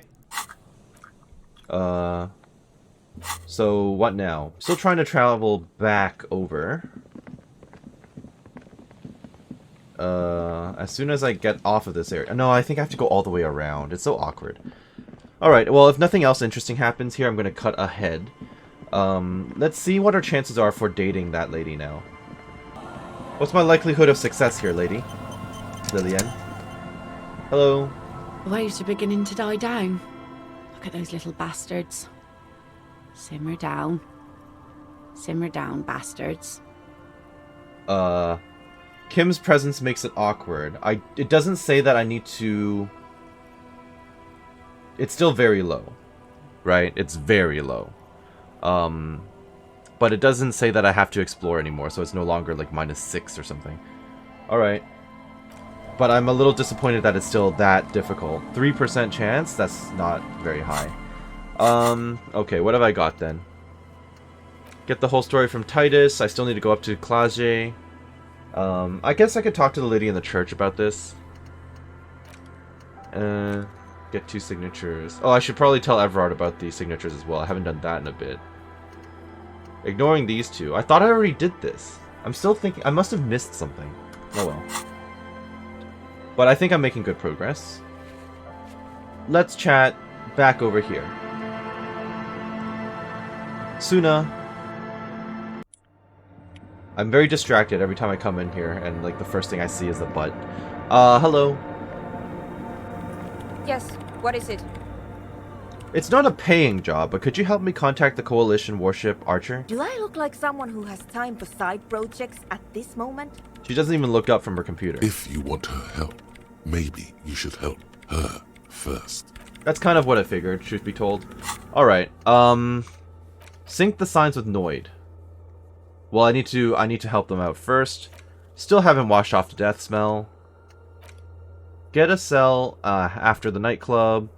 Make Von Eyck's jam harder core. Inspect the traps. I've already done all that, so I guess I can go back to Morel. I'll do that.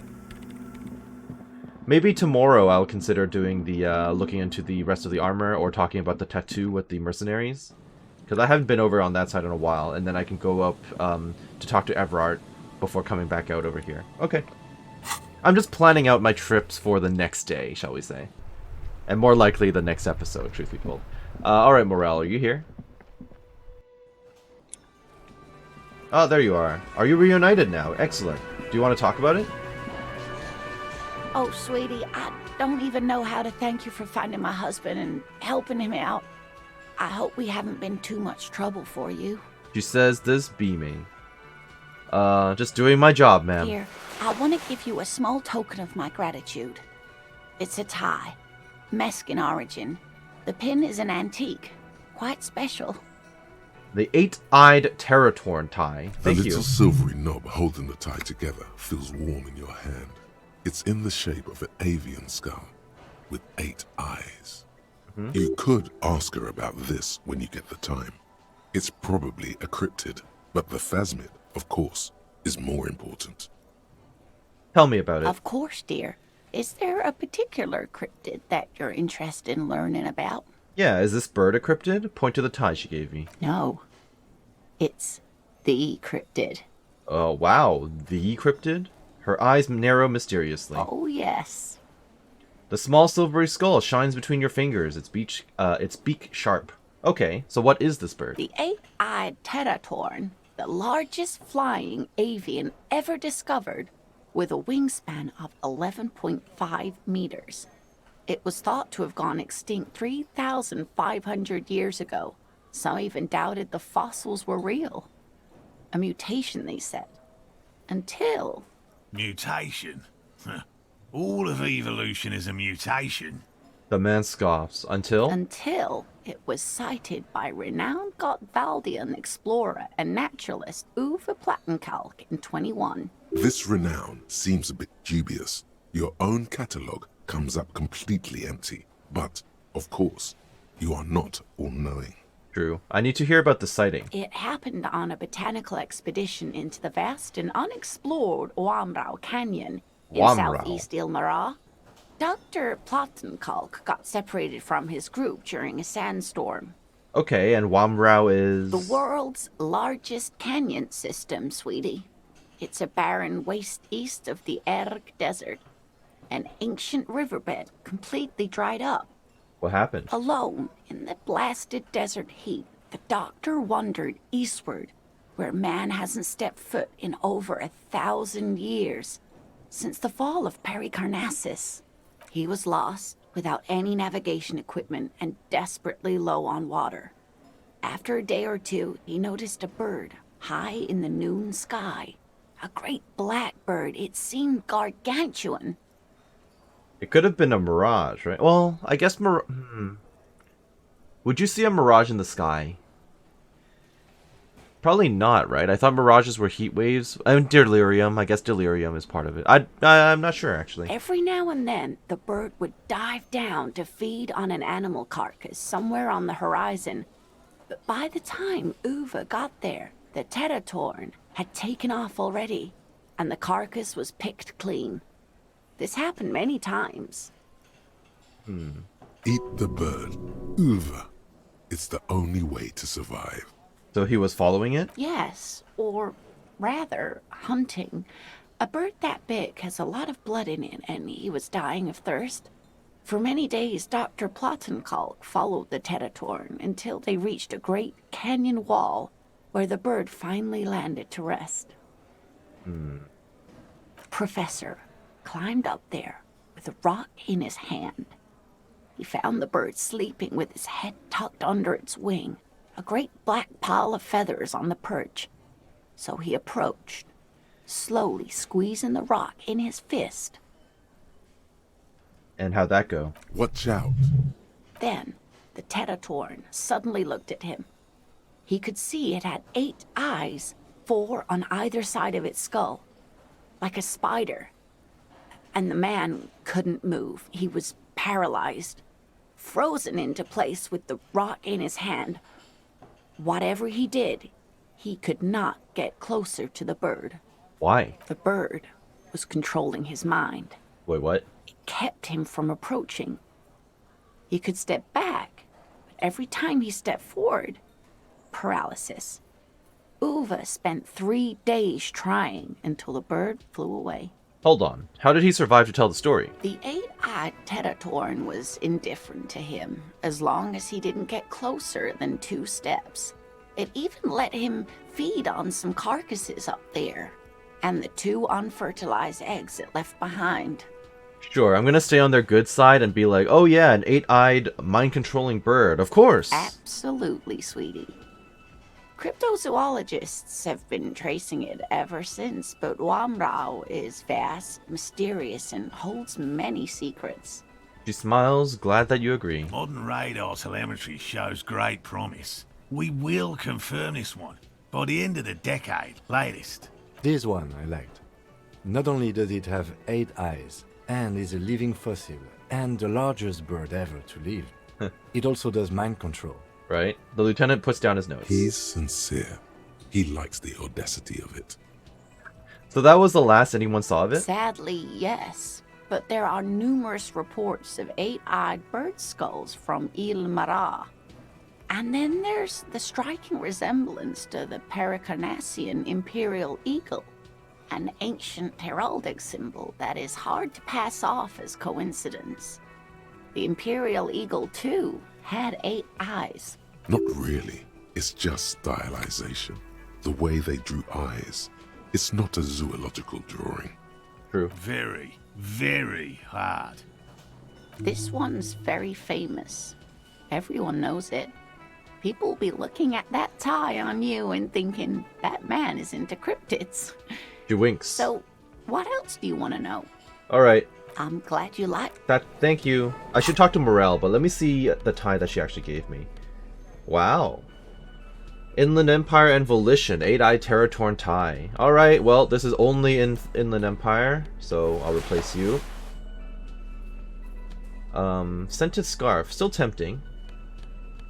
But I'm pretty happy with what I've got right now. Okay, hello Morel. I couldn't possibly shower thanks on you as enthusiastically as my wife has. He says with a friendly nod. I am grateful for your assistance, officer.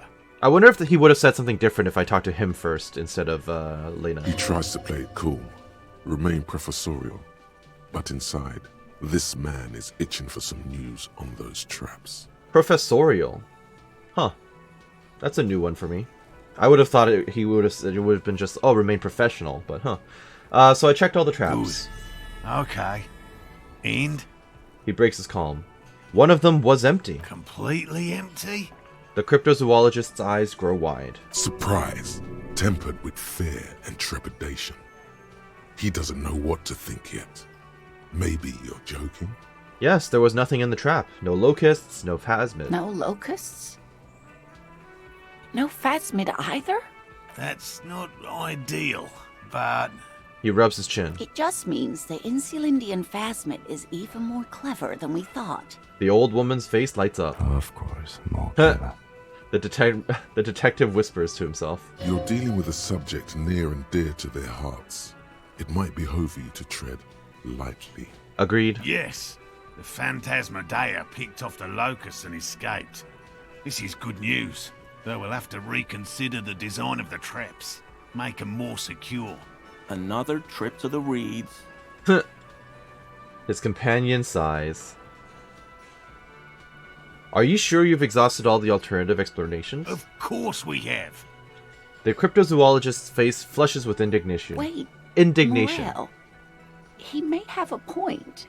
We have an obligation to rule out other hypotheses. Correct. The old woman raises a hand. You're right, dear. It's a fair point.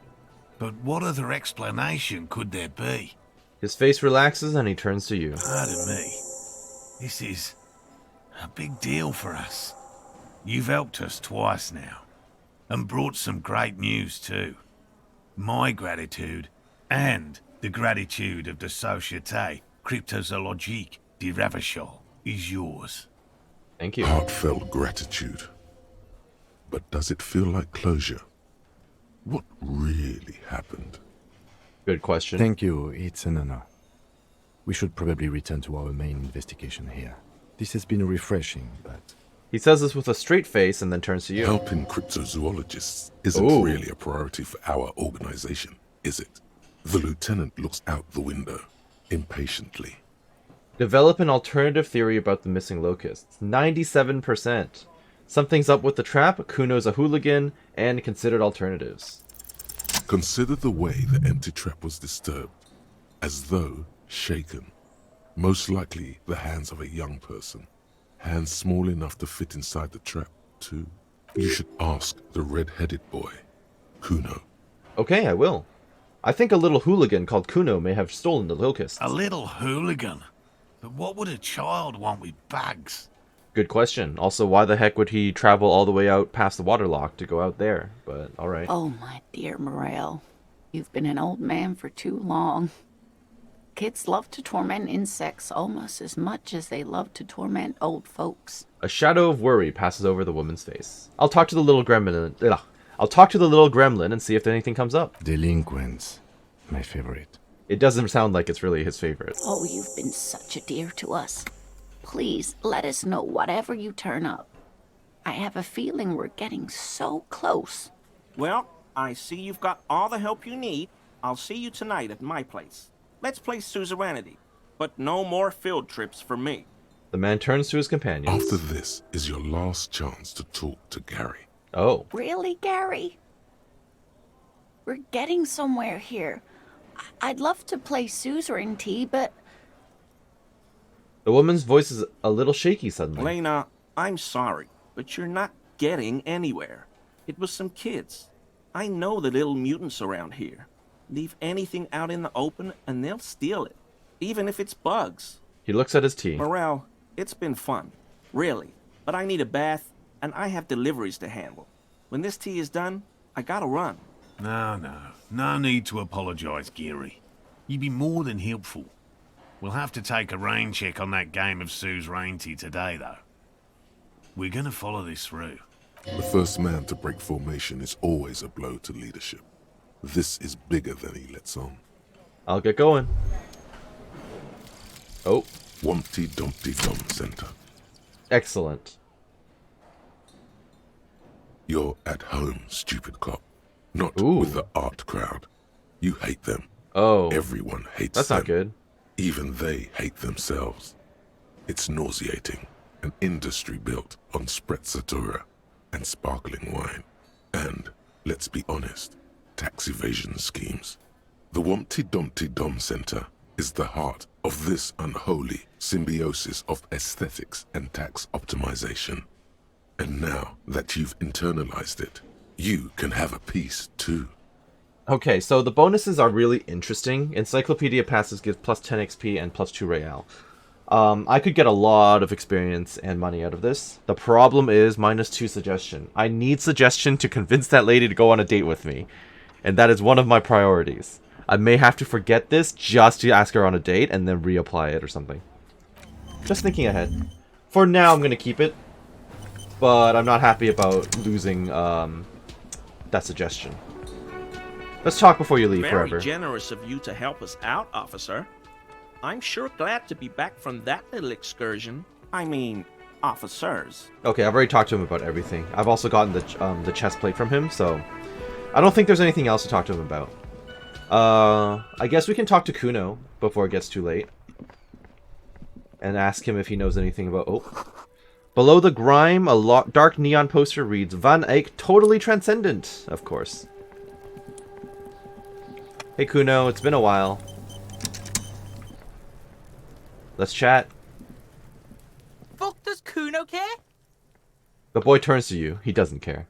You wouldn't happen to know anything about any missing locusts? No, Kuno doesn't give a fuck about bugs. So he knows locusts are bugs. Oh my god, I told you that shit is lame!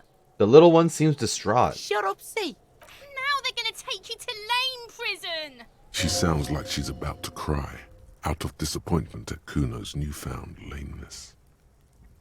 What's this about? Deny everything, Kuno. You need to lawyer up. Kuno's not gonna say anything without his lawyer present. Lame.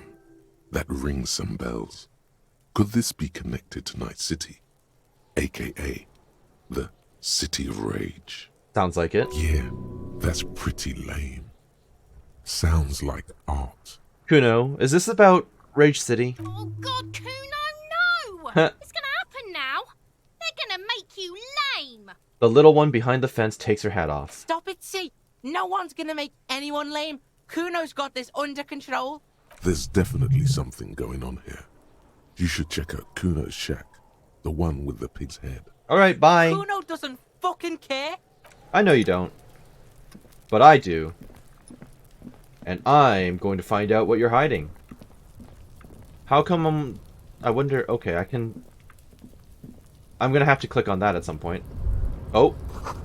The sound of melting snow dripping off the roof. It's strange. What is that? How would I get there? Fascinating. Okay, let me loot this and then figure out a way to get there, and then maybe click on that.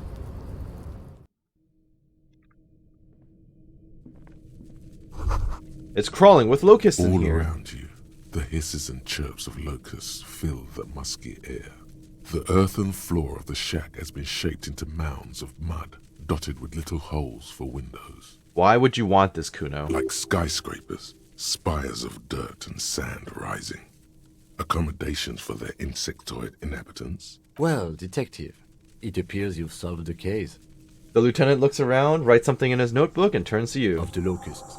For the missing locust case, which is a sub-case of the imaginary insect case. So at least that's going well.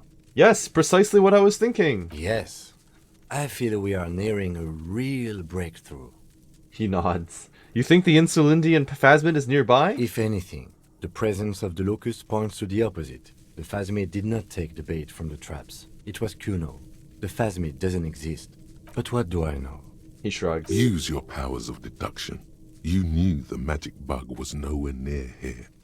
The phasmid is impairing your judgment. We should talk to Kuno about this. Get him to stop. I'll let you handle the Kuno side of things. You are doing just fine. Alright. Kuno, you have some explaining to do.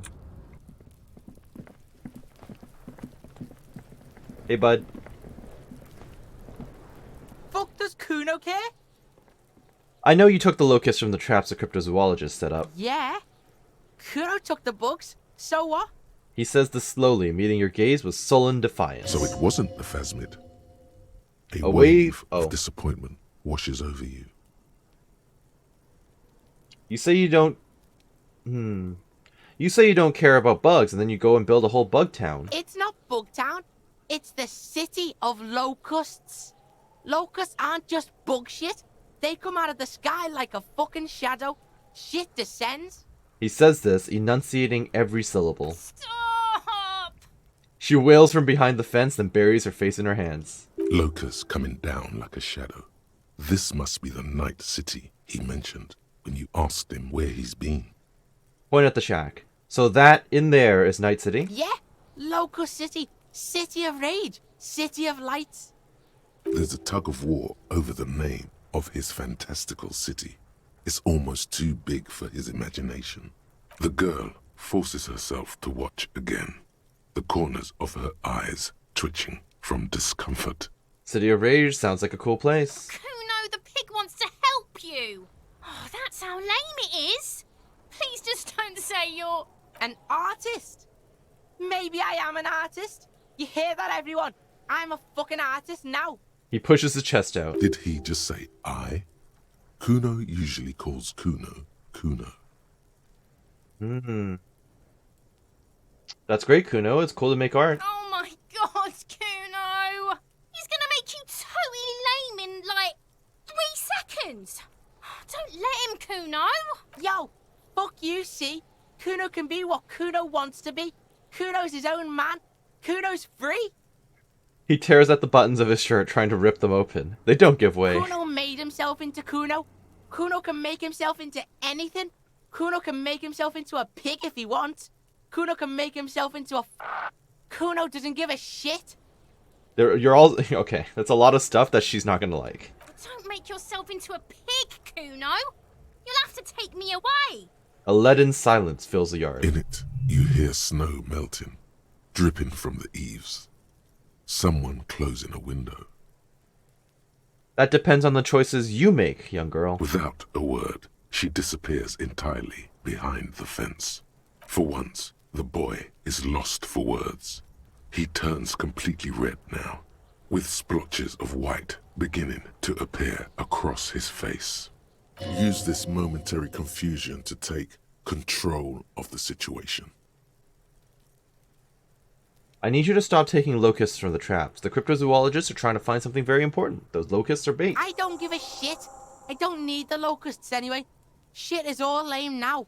C was right. He turns towards the fence. The girl's face appears again, above the fence, just long enough to make eye contact with Kuno. I do have to ask, what does the City of Locusts mean? It don't mean anything. It's shit. Kuno just likes to focus. Kuno likes to concentrate on shit. Build shit when he's zipping hard. Fuck. He turns his face up towards the heavens. Pig, you really shouldn't have fucked with Kuno City. Now it's all fucking lame. He says finally, lowering his gaze to meet yours. What's going to happen to the locusts? Kuno's gonna let the fucking locusts die. Oh.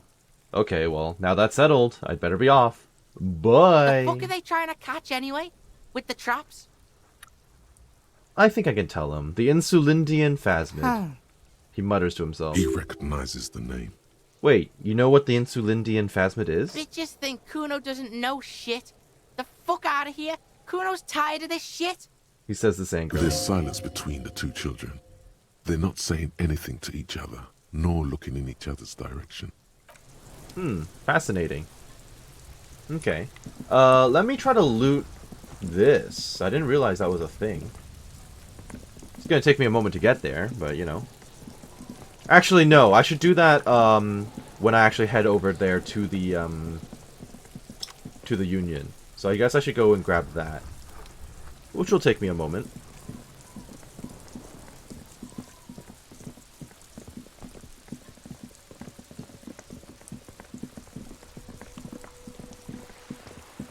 Oh, there's something else down here. A few other things down here. What is this?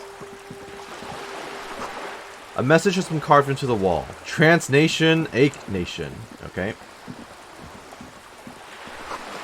Etched into the wood, barely visible. Remember the rest is lost to time.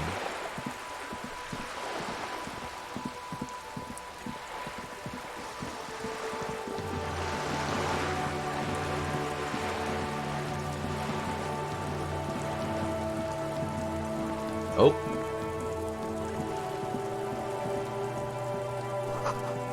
An old poster hidden below new ones. Arnold van Eyck, 49, the Elysium.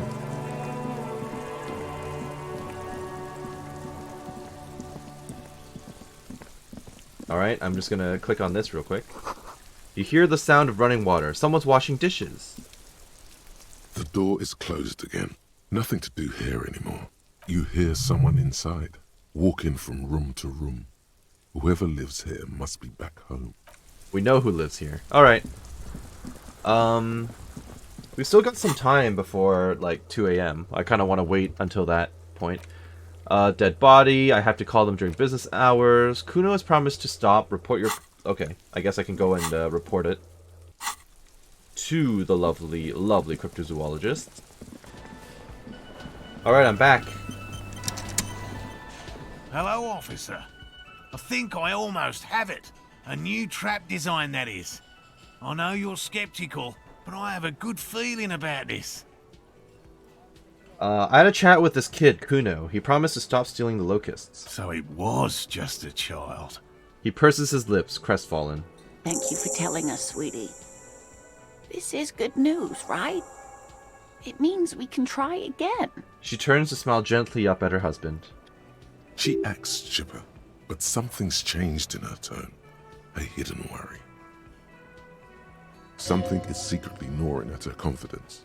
It's not this Kuno kid or the missing locusts. It's something else. Yeah, you're right. We just need to restock the empty trap. Then we'll need to inspect the traps one more time. And then maybe we can. The aging cryptozoologist breaks into a hideous coughing fit. Oh, is he dying? So they've got a time limit for when they find, well, for if they find it. He has a 38-degree fever. His resilience has given way. Darling, I told you to take it easy. You're getting sick. Maybe it's time to go home. She looks at him with tender concern. You're right. We can come back next season, when it's warmer. He breathes carefully, not to start coughing again. There won't be a next season. Not for this. Find a phasmid or admit defeat, people.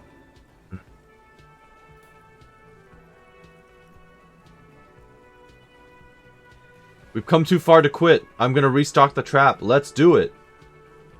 Except enthusiastically. We are getting really carried away with this, aren't we?